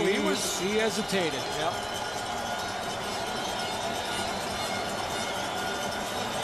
Excuse me, Dave Foxcroft, the referee, not his dad. There's Owens. And he'll get punished at the BC 50. Well, it was everything just to corral that football. That one's a little bit off from maybe the most accurate passer in the game's history. And Chad Owens to the right of your screen is going to have to really fight this ball to get it in and just corral it. We'll bit high, and he just finally gets to it and then picks up what he can. 5th game for Chad Owens. He's had 8 catches, 11, 9, 7. And 7 again in this game so far. 88 yards. 2nd and 6 in Lion territory. And the pass caught by Dury, who can't get away. Josh Johnson brings him down at about the line of scrimmage, and that's the final play of the 3rd quarter. They led by 19 last week in the 2nd half. They lead again by 19 at the end of 3 quarters here in BC. 28-9 Toronto, headed to the 4th. For the Toronto Argonauts and their losses over the last couple of weeks been penalties and giveaways. 0 giveaways in the first 3 quarters of this game, and their penalty totals way down. Now the Lions, on the other hand, over 126 yards in penalties, and again they extend another drive with another penalty. Talked a lot about what happened last week. Argo fans are saying you talk too much about it, but I think a difference tonight is their response in the 3rd quarter. They get a touchdown from Slayton. It was a big one. I think back to the 3rd down gamble by Scott Milanovic in his own end early on, and you made the point. Did they change sort of the philosophy from a week ago in Calgary and just say, hey, we're going to go and play aggressively to win this game? They got that 1st down and haven't really given BC any life since then. Start the 4th quarter, 3rd down Toronto, and Swayze Waters will be looking for the corner. And a pin here. This one's going to reach the end zone. Oh, it's fielded. And there is a bad decision. Great cover downfield. Yeah. That's Matt Ware back in the Argo lineup, a defensive halfback that comes up with a big special team tackle on just a blatant mistake. Yeah, it is. And I know the Lions, Stephon Logan is thinking, hey, we're way down. I don't want to give up any more points at all. But you can't. The field position just kills your offense and now puts Kevin Glenn in a huge hole. I'm sure Mike Benavides will discuss that, as he did as soon as Stephon Logan got to the sideline. I mean, 19 or 20-point difference. Irrelevant. Now you've left your offense starting at the 2, 108 yards away. And Glenn out of the end zone with a nice pass there through the traffic, and it reaches Sean Gore to give them a little breathing room. Boy, he just. Yes, he did. That's in our line of fire. It was a tight window. I mean, we're talking about not much space to get the ball backed up under your goalpost to Sean Gore, but he got it there.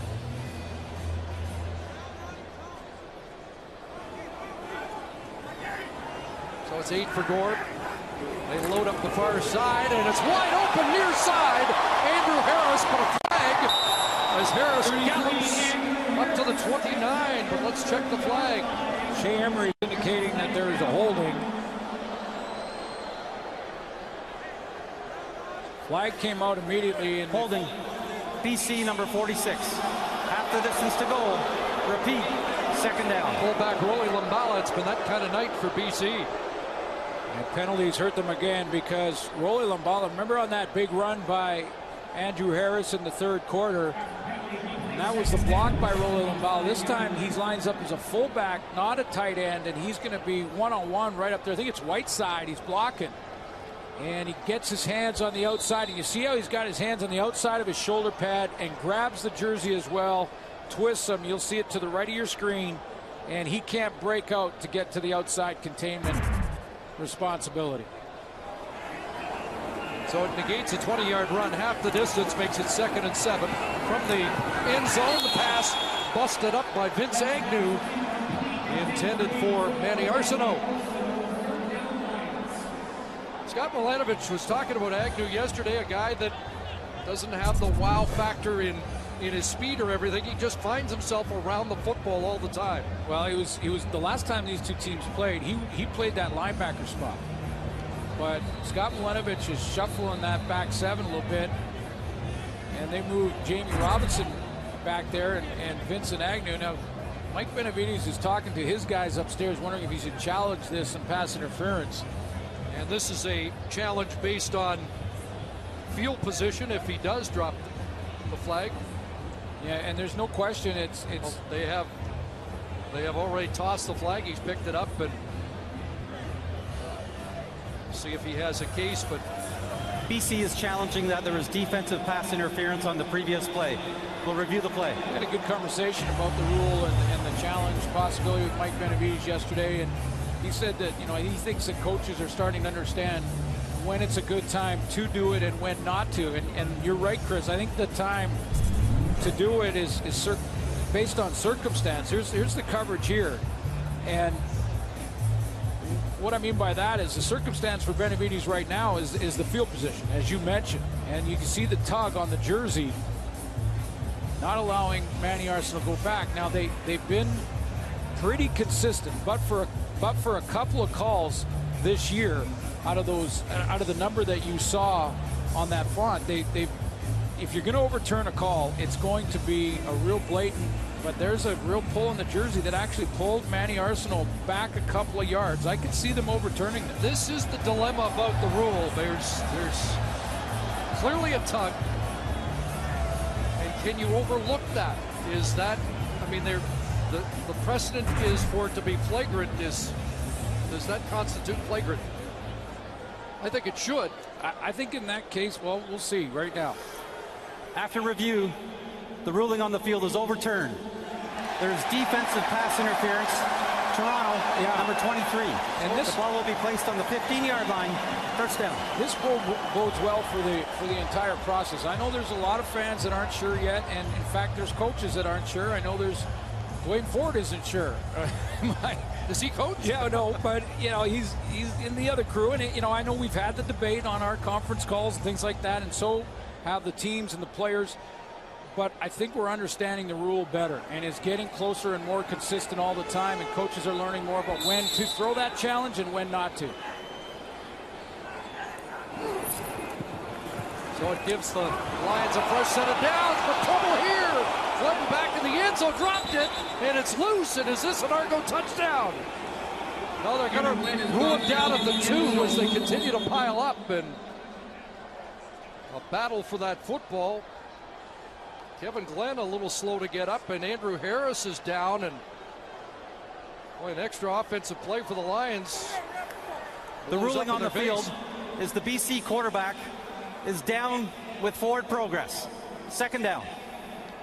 So they'll mark it back around the 3-yard line.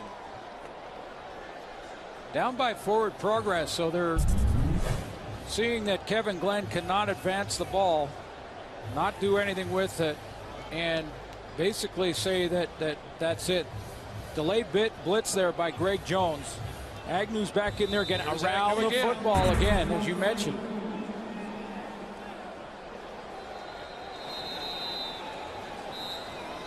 So 2nd and 22. And are the Argos challenging, or are they? Said his forward progress was stopped, though, Chris. Not that he was down by contact before the ball came out. You know how sometimes when the officials see that the ball carrier is caught, can't run, can't move, they'll actually have the plays blown dead sometimes just before the whistle is blown.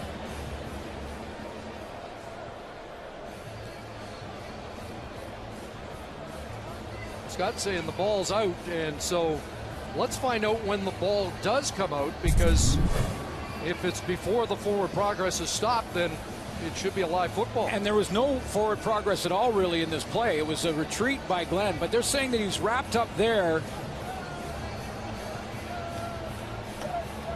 Ball is out, and Delano Johnson's on it, and this might be hard to not overturn. The previous play of forward progress is not reviewable. Toronto will be charged with a delay of game penalty. It's a 10-yard penalty. Remains second down. Well, and Scott Malenovich didn't throw the challenge flag, but he wanted to talk to Dave Foxcroft And by the time he got through talking about what he wanted to talk about, he said you can't challenge that. Well, that might be one for the books, because he does have a beef, and he clearly is getting word from upstairs he had a case. And that's why I was surprised on the ruling that it was to stop at forward progress, because there was no forward progress. That was Kevin Glenn in trouble the whole way. So 2nd and 12 after the 10-yard penalty, and now the Lions will have to kick it away, and they will. Really would have been infuriated if BC had it converted there, and he's still upset and justifiably so. I agree, justifiably so. I just a little surprised on the ruling when, you know, we've seen it before on forward progress. The quarterback's wrapped up, there's nowhere to go, and they make sure they're protecting the players, so they blow it down quickly, or say that it was stopped before the ball came out and then blow the whistle moments, split second after. But Kevin Glenn even was discussing yesterday, at times the quarterback just has to surrender, but on that play it looked like he was continuing. Yeah, and trying to get away. Yeah, trying to escape, right. So it all ends up after the Logan poor decision and a lot of discussion, a couple of challenges. The Lions take a safety.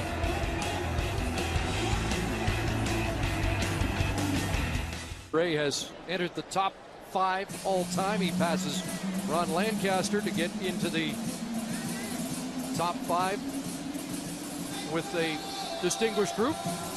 Well, you know, he's got a ways to go to get to Anthony Calvillo, but you take a look at those Grey Cups, and that's what these quarterbacks will talk about when you ask him. We got 2 guys that are still playing, and Henry Burris, Ricky Ray, and by the way, Kevin Glenn's in the top 10.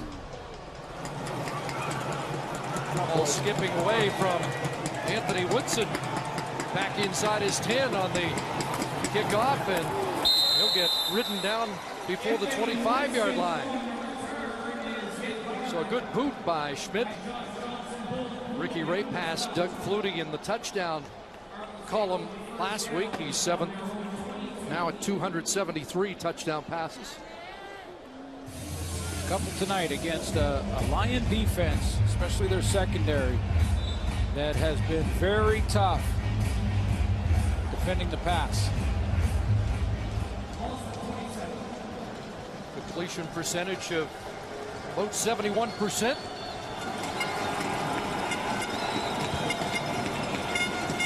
Counterplay here, and Slayton makes the first man miss. Up to the 34-yard line. 7 for Steve Slayton. One of the areas of concern for Scott Milanovich over the last few weeks was his running game, and I've seen a lot from Steve Slayton tonight. I think this is what Argo fans have been looking for a while. They're almost at 100 yards rushing on the night here, Toronto Argonauts. A couple of really nice runs by a guy who finished 4th back in 06 in the Heisman Trophy voting. 5 carries, 49 yards, and a touchdown tonight. 2nd and 3. Lions need a stop.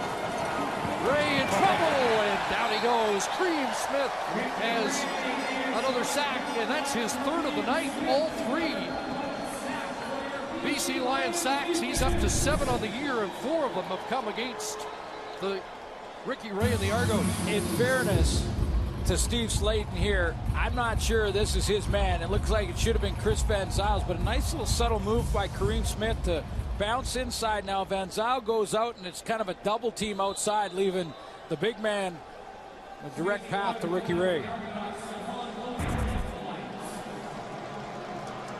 I think he's on the top underrated list in the Canadian Football League. Yeah, Van Zyl said that to me yesterday, talking about Alex Bazzi with Van Zyl and how he had to block him. He said, hey, Kareem Smith, the most underrated player in the league. Logan dropped the football and gets back on it at the 51. Shortest punt of the night for Swayze Waters. Argos are up by 3 touchdowns. Manny Arsenault has 1 for the Lions. They need more from him here in the 4th quarter. And left here in the 4th quarter. Tim Burke's defense has been a huge story tonight. Well, you want to know why scoring is down? We've got some great defensive coordinators in the league right now. And Tim Burke's one of them. Kevin Glenn swings it out. Good catch by Harris. First man misses. gets away, and down the sidelines. Robinson has to bounce him out. And Andrew Harris trying to kickstart a comeback has 25 yards. Yeah, Harris gets outside. I'm a little surprised that the Lions haven't gone to Harris and Stephon Logan a little bit more. Lines up right beside Kevin Glenn in the shotgun. He's going to just get out of the backfield. Now he's in the open field in space. They call it that twin set. We haven't seen it a lot for the Lions in this game tonight. Third catch, 55 yards for Harris. And down the sidelines, Jalil Carter in the hip pocket of Marco Iannuzzi. You know, Harris has got that ability to make people miss in space, and then Stephon Logan has the great speed in space, and they've only run that twin set with both of those players on the field together tonight 5 times. Now, those 5 times, they got 43 yards of offensive production out of it, but we've seen either Andrew Harris in the huddle and in the offense or Stephon Logan, but very few times have we seen them both here tonight.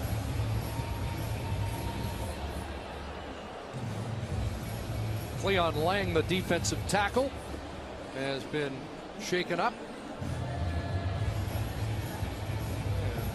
May have broken his nose.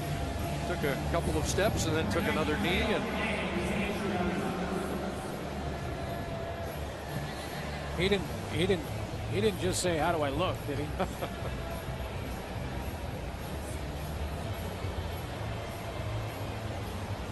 If you did get hit in the head, they want to make sure they go through any concussion protocol. But he looks like he'll be fine. 8 touches for Andrew Harris.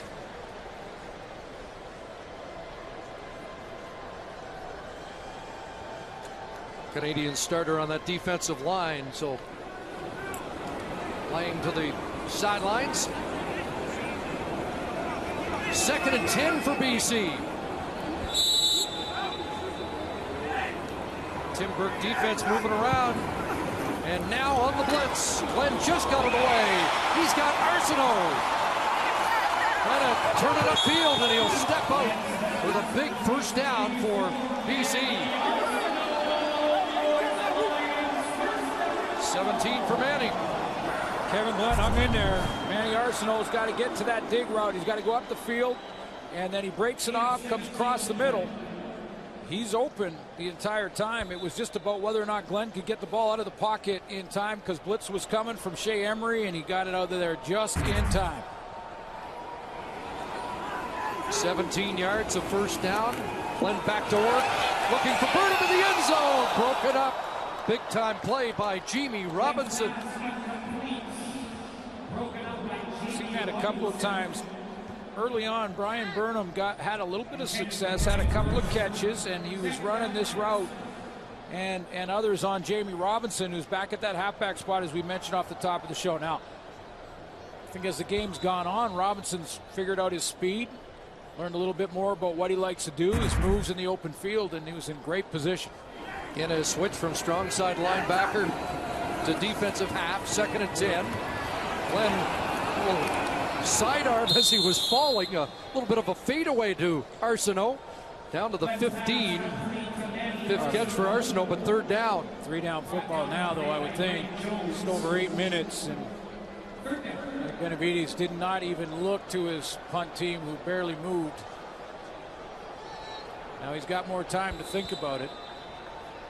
James Urachuk, the former Lion, checks into the Argo defense along with Orion Johnson. And the Lions will try and stay alive here midway through the 4th quarter.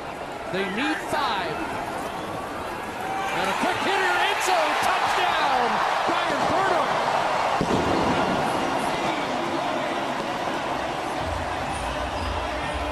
First CFL touchdown for Brian Burnham. 3-down football. Mike Benavides knows he's got to play catch up here, and he gets that started. Gets that started. Nice read and touchdown throw from Kevin Glenn, who reads the rotation in the secondary. Knows he's got Brian Burnham open, and again, I love his aggressiveness to the football. Went up and grabbed it out of the air. 4 catches, 74 yards for the newcomer to Kahari Jones' offense. Got more coming.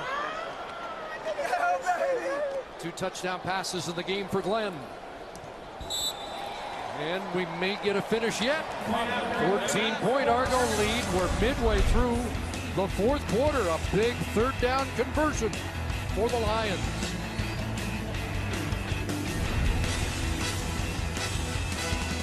Johnson gets caught in this touchdown. Brian Burnham by rotation and trying to disguise too long. You see how he rotates to the middle here. Now he's in the middle, but he rotates too late, and Burnham now has that open seam.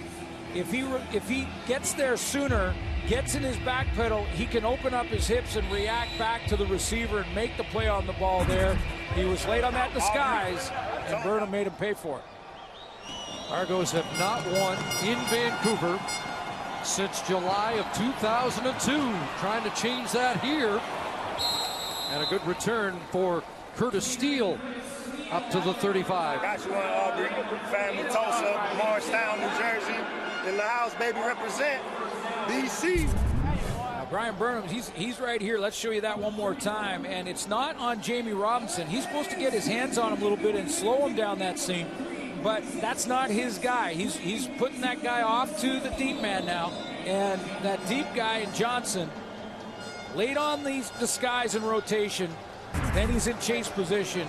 Touchdown BC.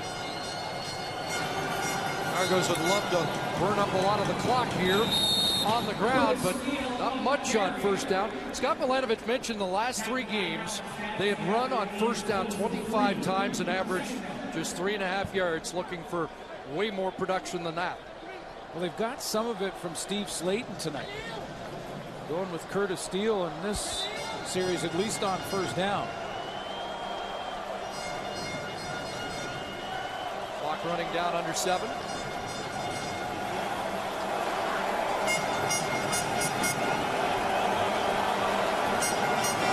Similar to last week. Yes, it is. Big 2nd down, pressure coming, and Ray steps up, gets away, and has Owens wide open at the 45-yard line, and he'll get down. But that's a huge play for the Argos to move into BC territory and maintain possession. I guess Steve Slayton was getting a little bit of a break on 1st down, but he comes back in on this 2nd down throw by Ray, and he's going to help Ray find some open space to extend this play. Helps on the double team on Adam Bighill and just pushes him out of the hole enough to give Ricky Ray a lane to step up in there, and when he does, he sees Chad Owens. 2nd 100-yard game for Owens, 8 catches, 117 yards. 43 catches, and this is 5th game of the year. Hand off to Slayton inside, and Solomon Elamimian will add to his tackle total. I think Argo fans have been waiting to see this kind of game from Steve Slayton. I mean, I'm not sure that the numbers are off the charts, but he's really contributing. Remember that 06 Heisman vote? That was Troy Smith, Ohio State. He won it, the Heisman Trophy, but it was Darren McFadden out of Arkansas and Brady Quinn out of Notre Dame, and then he was 4th in that vote. And a 1,000-yard rusher in his rookie year in the NFL. Yeah, absolutely. So I think fans have been, where is that Steve Slayton? I mean, the numbers aren't jumping off the charts, but he's played very well tonight. 2nd and 8, pressure coming. They'll dump it off to Slayton. And Elamimian says, you're not going any further. But the play to Chad Owens, is that enough to get into Swayze Waters' range, or will they punt it deep? That's risky. I know Tim Brown is out. He's got the tee. He has the tee. That's, it's 49 yards, which is in the range, well, just about at 50 yards. Again, like that 3rd down gamble early in the 2nd half is Scott Milanovic saying, hey, we're going to put points on the board, and this is the decision I'd make any other time. So this to make it a 3-possession lead, but Stephen Logan is back if there's a mistake.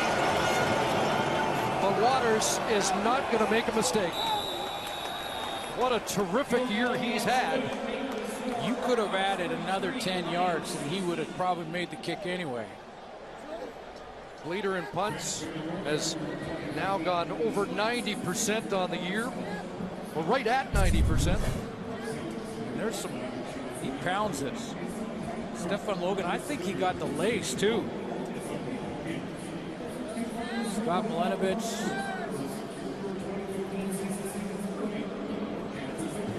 Put the confidence in the kicker, and it's like, yeah, got the result he wanted.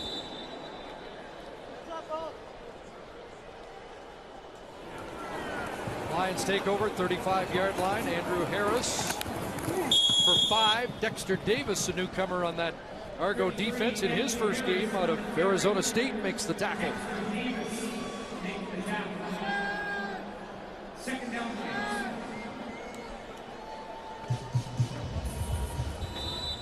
So BC needs 3 scores.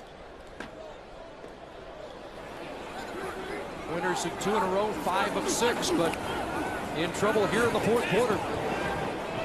Crosser for Burnham, makes the first man miss, and nearly got away. Well, Courtney Taylor's gone for the year, but it looks like BC has an able replacement. He came out of high school as a defensive back and went to Tulsa and switched over to receiver. But you're right. I think he gets that defensive back mentality the way he goes up for the football. Even on that crossing route, he did it. But you're right. They found a replacement. He's looked great. 90 yards for Burnham. First down just across midfield. And a quick hitter into the hands of Arsenault. Jermaine Gabriel, the safety, makes the tackle, but Arsenault has his 6th catch of the game.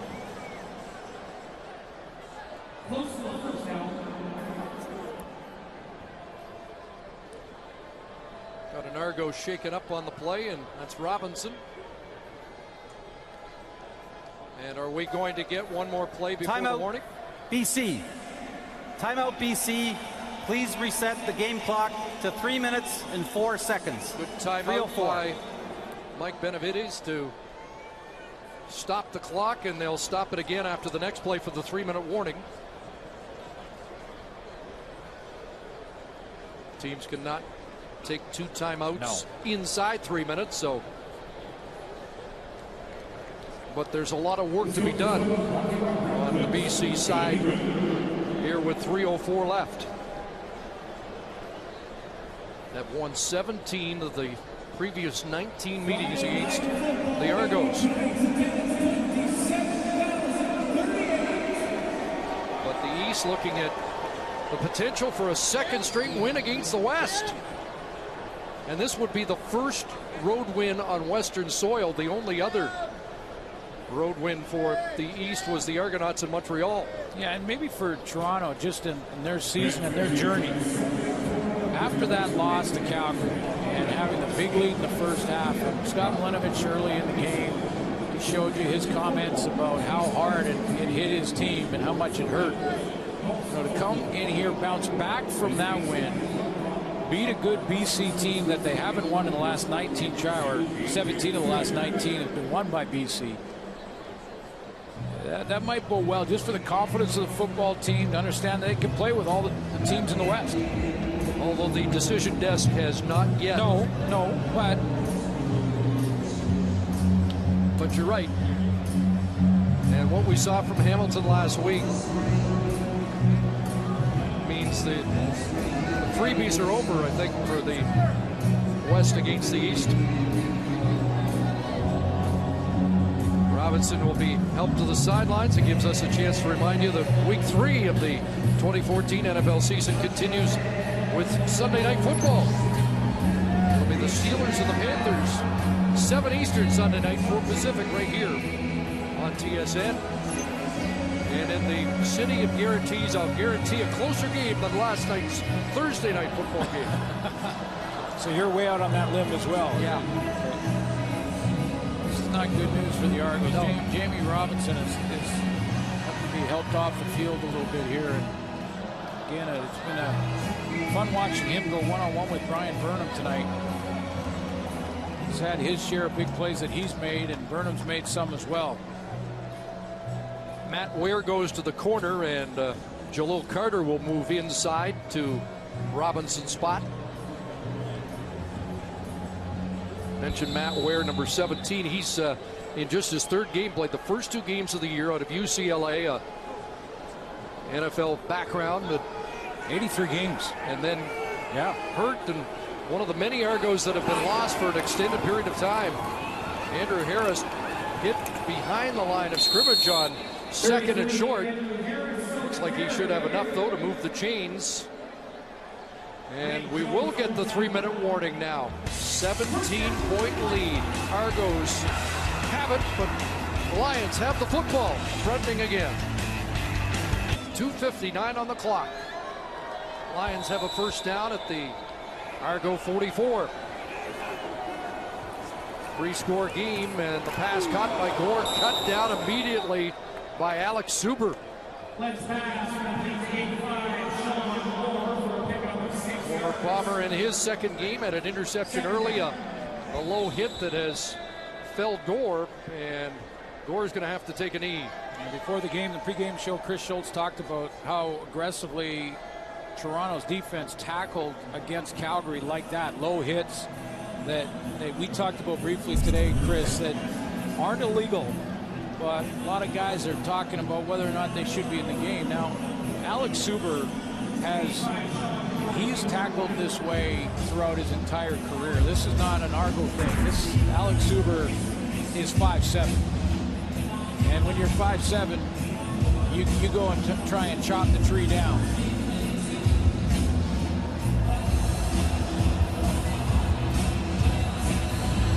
And they're legal hits.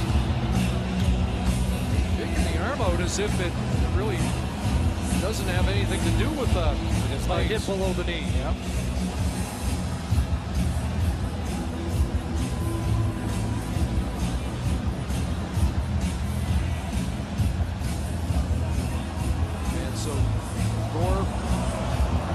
Shake him off, and without Taylor last week, and now Sean Gore to the sidelines, and back in comes Andrew Harris. Haven't heard from Kito Popla tonight. And only a couple of throws in the direction of Marco Iannuzzi as well. Both incomplete. 2nd and 4. Pass by Glenn is complete. There's the favorite receiver. Get away! Arsenault inside the 15.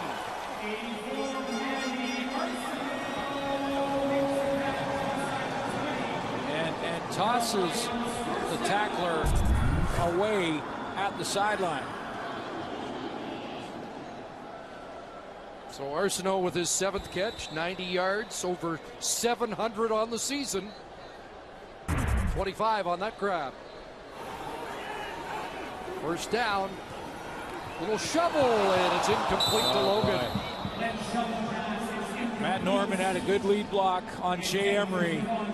And this one probably scores. At least it's a one-on-one here. There's Logan in the backfield, and you're going to see the center, Matt Norman, get out on Emery. So there was potential for the touchdown throw here, and I'm talking more about how important the time on the clock is now, because there's lots of room to this side.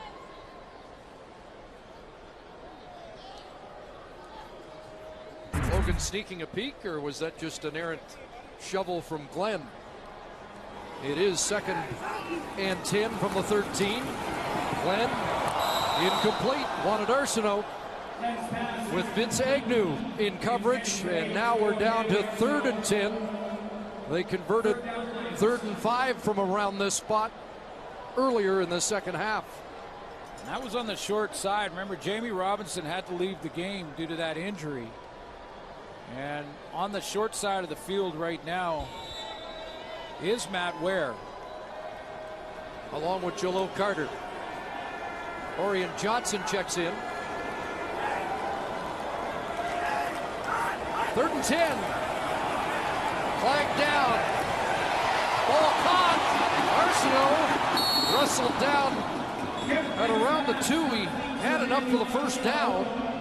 Agnew prevents the touchdown, and it looked like the Argos were offside. Now, big time blitz, and Jermaine Gabriel, the safety's going along with Shea Emery. I'm not sure which one was offside, but I think the Argos, jumped the gun. Scott Milanovich with a check of the clock, which is not running fast enough for the Argo coach. Offside, Toronto number 91. That penalty's declined. First down.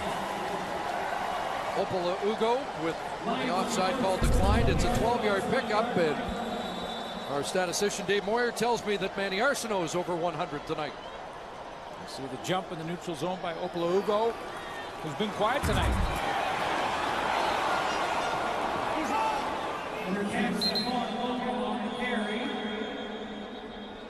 Ray Jones there to bring down Logan as he was gang tackled. A little extracurricular away from the play. But every extra play here is taking time off the clock. Offside, Toronto number 51. Repeat, first down. This time it's Aston Whiteside. It's the second time, though, that Vincent Agnew, I know there's been penalties, has stopped the Lion from crossing the goal line right on the goal line. And now 3 new defenders check in. 10th play of the drive. James Juracek leading the defensive posse onto the field. John Beck in the short yardage team in, and Beck will try and surge, and he's not going to get there. Not much of a push at all behind Matt Norman that time. Well, the substitution was to take the safety Jermaine Gabriel to take Vincent Agnew, 5'10", 196 for Agnew. For Gabriel, he's at 190, and put in a little more size in there. Shea Emery shot the gap. He gets first contact.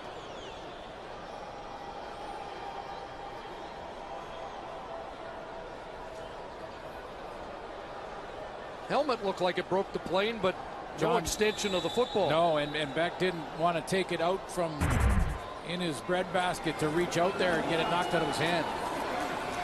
Well, the clock ticks down a little bit more on 2nd and goal. Left side. And does he have it this time? Looks like he does. Touchdown. Well, the Lions get their onside kick team ready. And the Argos go and get their hands team prepared for this next kickoff. A little second effort here. It looked like he was stopped by Emery again, but then this time had the ball in front of him a little bit more.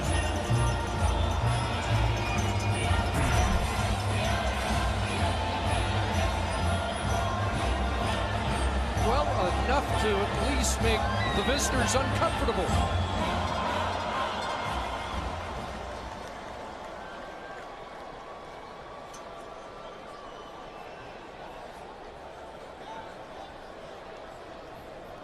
And the Paul McCallum missed field goals. Yeah, absolutely. Are big in a game like this.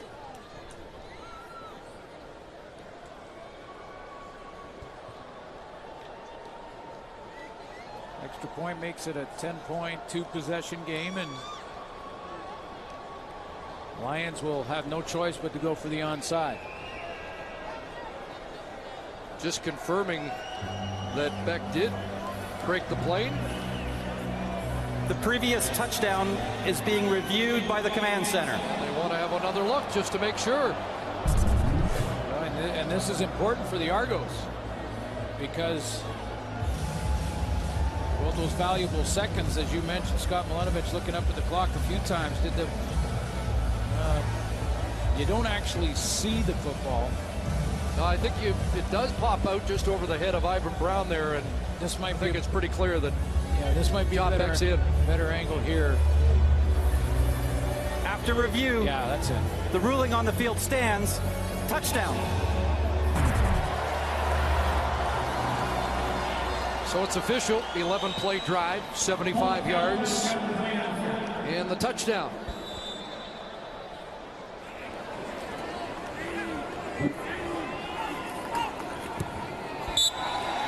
Ten-point game.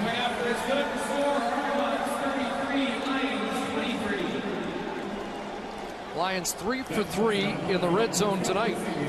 An area that they've struggled in this year, just 7th in the league in red zone conversions. But the issue at hand here is the short kick. Yeah, the onside kick, and Chad Owens is out there telling everyone coming off that it's the hands team. He was waving his hands. Jim Daly's got his crew. Of course, the hands team, Chris, made up of a lot of receivers. The Brazil in there, Bradwell, Jalil Carter, a corner. Guy who's accustomed to playing the football. Jason Barnes will be out there. Now the first line of defense for the Argos is to try and take out any Lions they can and allow the receiver behind them to catch the football. Manny Arsenault will be out there for the Lions. Ryan Burnham's there. Sorry, Chris. Lions are staying in a bunch formation. That causes, right now, the Argos to stay kind of bunched up, and they don't want to spread out just yet in case McCallum just rushes the ball and kicks it straight forward. Now they scatter. Argos react to it, and McCallum puts it up for grabs. And it goes right out for an illegal kick. Didn't go 10. Didn't go 10 yards. So out of bounds, didn't go 10, and the Argos take over with great field position. Illegal kickoff out of bounds, BC number 4. That penalty's declined. Toronto will take the ball.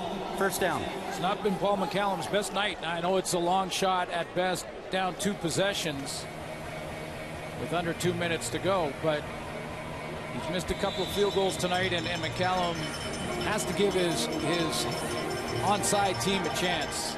Even if it's 14 yards, they have a chance.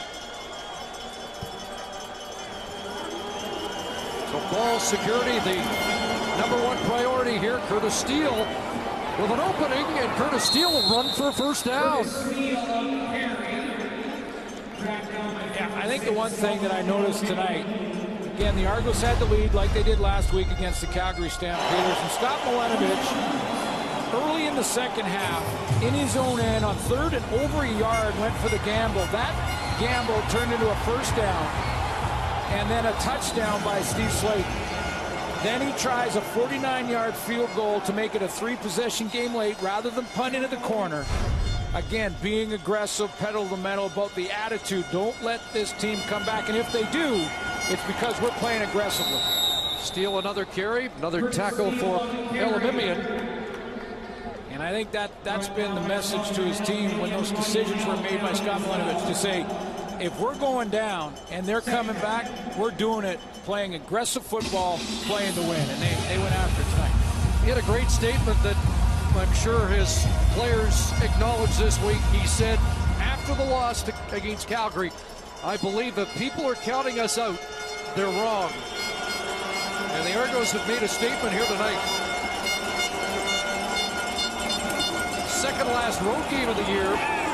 Steele gets away. Foot race to the end zone. Touchdown. Well, that'll do it.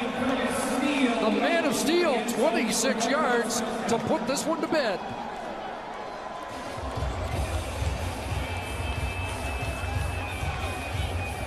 Now Ricky Ray's got some of his weapons back, and it showed tonight. A little bit of a running game. This is going to put their running game well over 100 yards.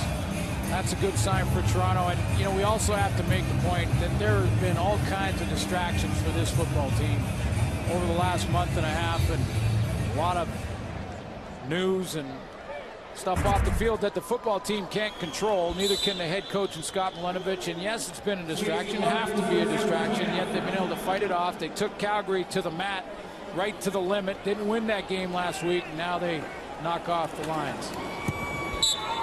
This will be their 3rd win against the West, just their 2nd road win. They've got Edmonton next week at home, the first time they've been home in over a month. In fact, it's the longest break between home games for any team in CFL history, excluding the Hamilton situation in Global Stadium. Well, yeah, they've got 4 games in a row at home, so you're looking at one of the great coaches in the game. I mean, Scott Milenovich is one of those football minds that don't come along very often. The sooner that they can get that stadium situation settled in Toronto, get this team a home, and then got their training facility, that's a good start. All kinds of distractions, and we kept them out west. They had to overcome that loss in Calgary, and I'll tell you what, this team is, they're for real. Maybe in hindsight, not that the loss was a good thing, but the fact they were staying in Calgary and spent a week together on the road to recover from the shock of all of that.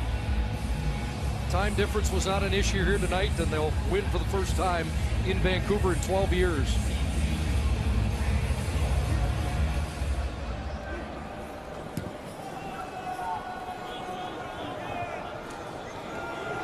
There's Logan. And he'll run out at the 26. Chad Owens was back. And he makes a big difference. And they went to him immediately, not surprisingly. We said in the pregame show, but remember, this guy last year, our panel of experts in the TSN top 50 picks, was the #1 player in the league. 152 all-purpose yards for Chad Owens.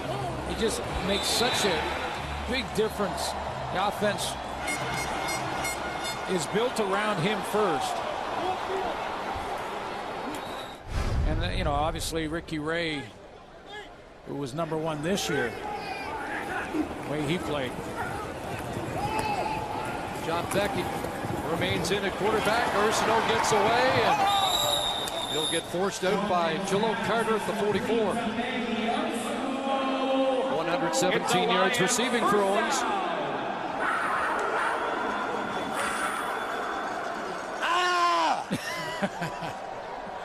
Let's go. Let's go. Feels so good to be back out here. Great team effort tonight, fellas. We needed this one. Let's start rolling. He had a watch last week. Yeah. At home, as it got away from them. Back over the middle, there's Iannuzzi with the crosser up across midfield. And this will be a devastating loss for the Lions in their quest to get a home playoff date. Of course, the Grey Cup will be here in late November, but this will deal a blow to the chances of BC finishing in the top 2 as they will drop to 7-5. We'll have all eyes on that Hamilton-Edmonton game. And Saskatchewan-Ottawa on Sunday in Regina. Tino Sunseri in his second start there.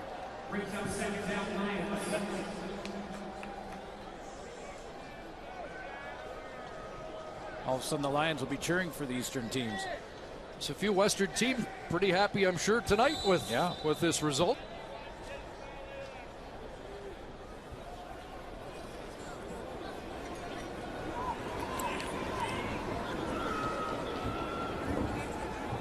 Second and 10 for Beck and the Lions. Airing it out for Iannuzzi. And he can't reach it. Brendan Smith, the corner in coverage. Well, the first game of the weekend. We'll have a doubleheader for you tomorrow. Edmonton-Hamilton should be a beauty. The Hall of Fame game. Yeah. Or check that, 1 tomorrow, 2 on Sunday. The Hall of Fame game, Calgary, Montreal, and we'll see the Red Blacks and the Rough Riders in Saskatchewan on Sunday afternoon as well. Again, congratulations to Charles Roberts, Wally Buono, Mo Racine, Ben Cahoon, Neil Lumsden, Zumo KK, and Larry Haler. A Hall of Fame game inducted into the Hall. Beck going deep into double coverage, and Matt Ware, closest man to the football. So a turnover on downs for the Lions, and the Argos will go out and get into victory formation here in BC. You know, we talk a lot about Chad Owens, justifiably so. Ricky Ray also. I thought this may be one of the best outings for the Toronto offensive line, too. And we didn't talk much about Alex Bazzi, who has been outstanding all year. And Kareem Smith made a play or two. But Alex Bazzi did not make a tackle tonight. Ricky Ray will hold on. And this one is in the books. 40-23 redemption for Scott Milanovich. And they salvaged one game on the 4-game road trip and moved to 4-8 on the year. Lions dropped to 7-5, and their 2-game win streak has been snapped. First win, 12 years in Vancouver, and the first win for Ricky Ray as an Argo against the Lions. So long from BC.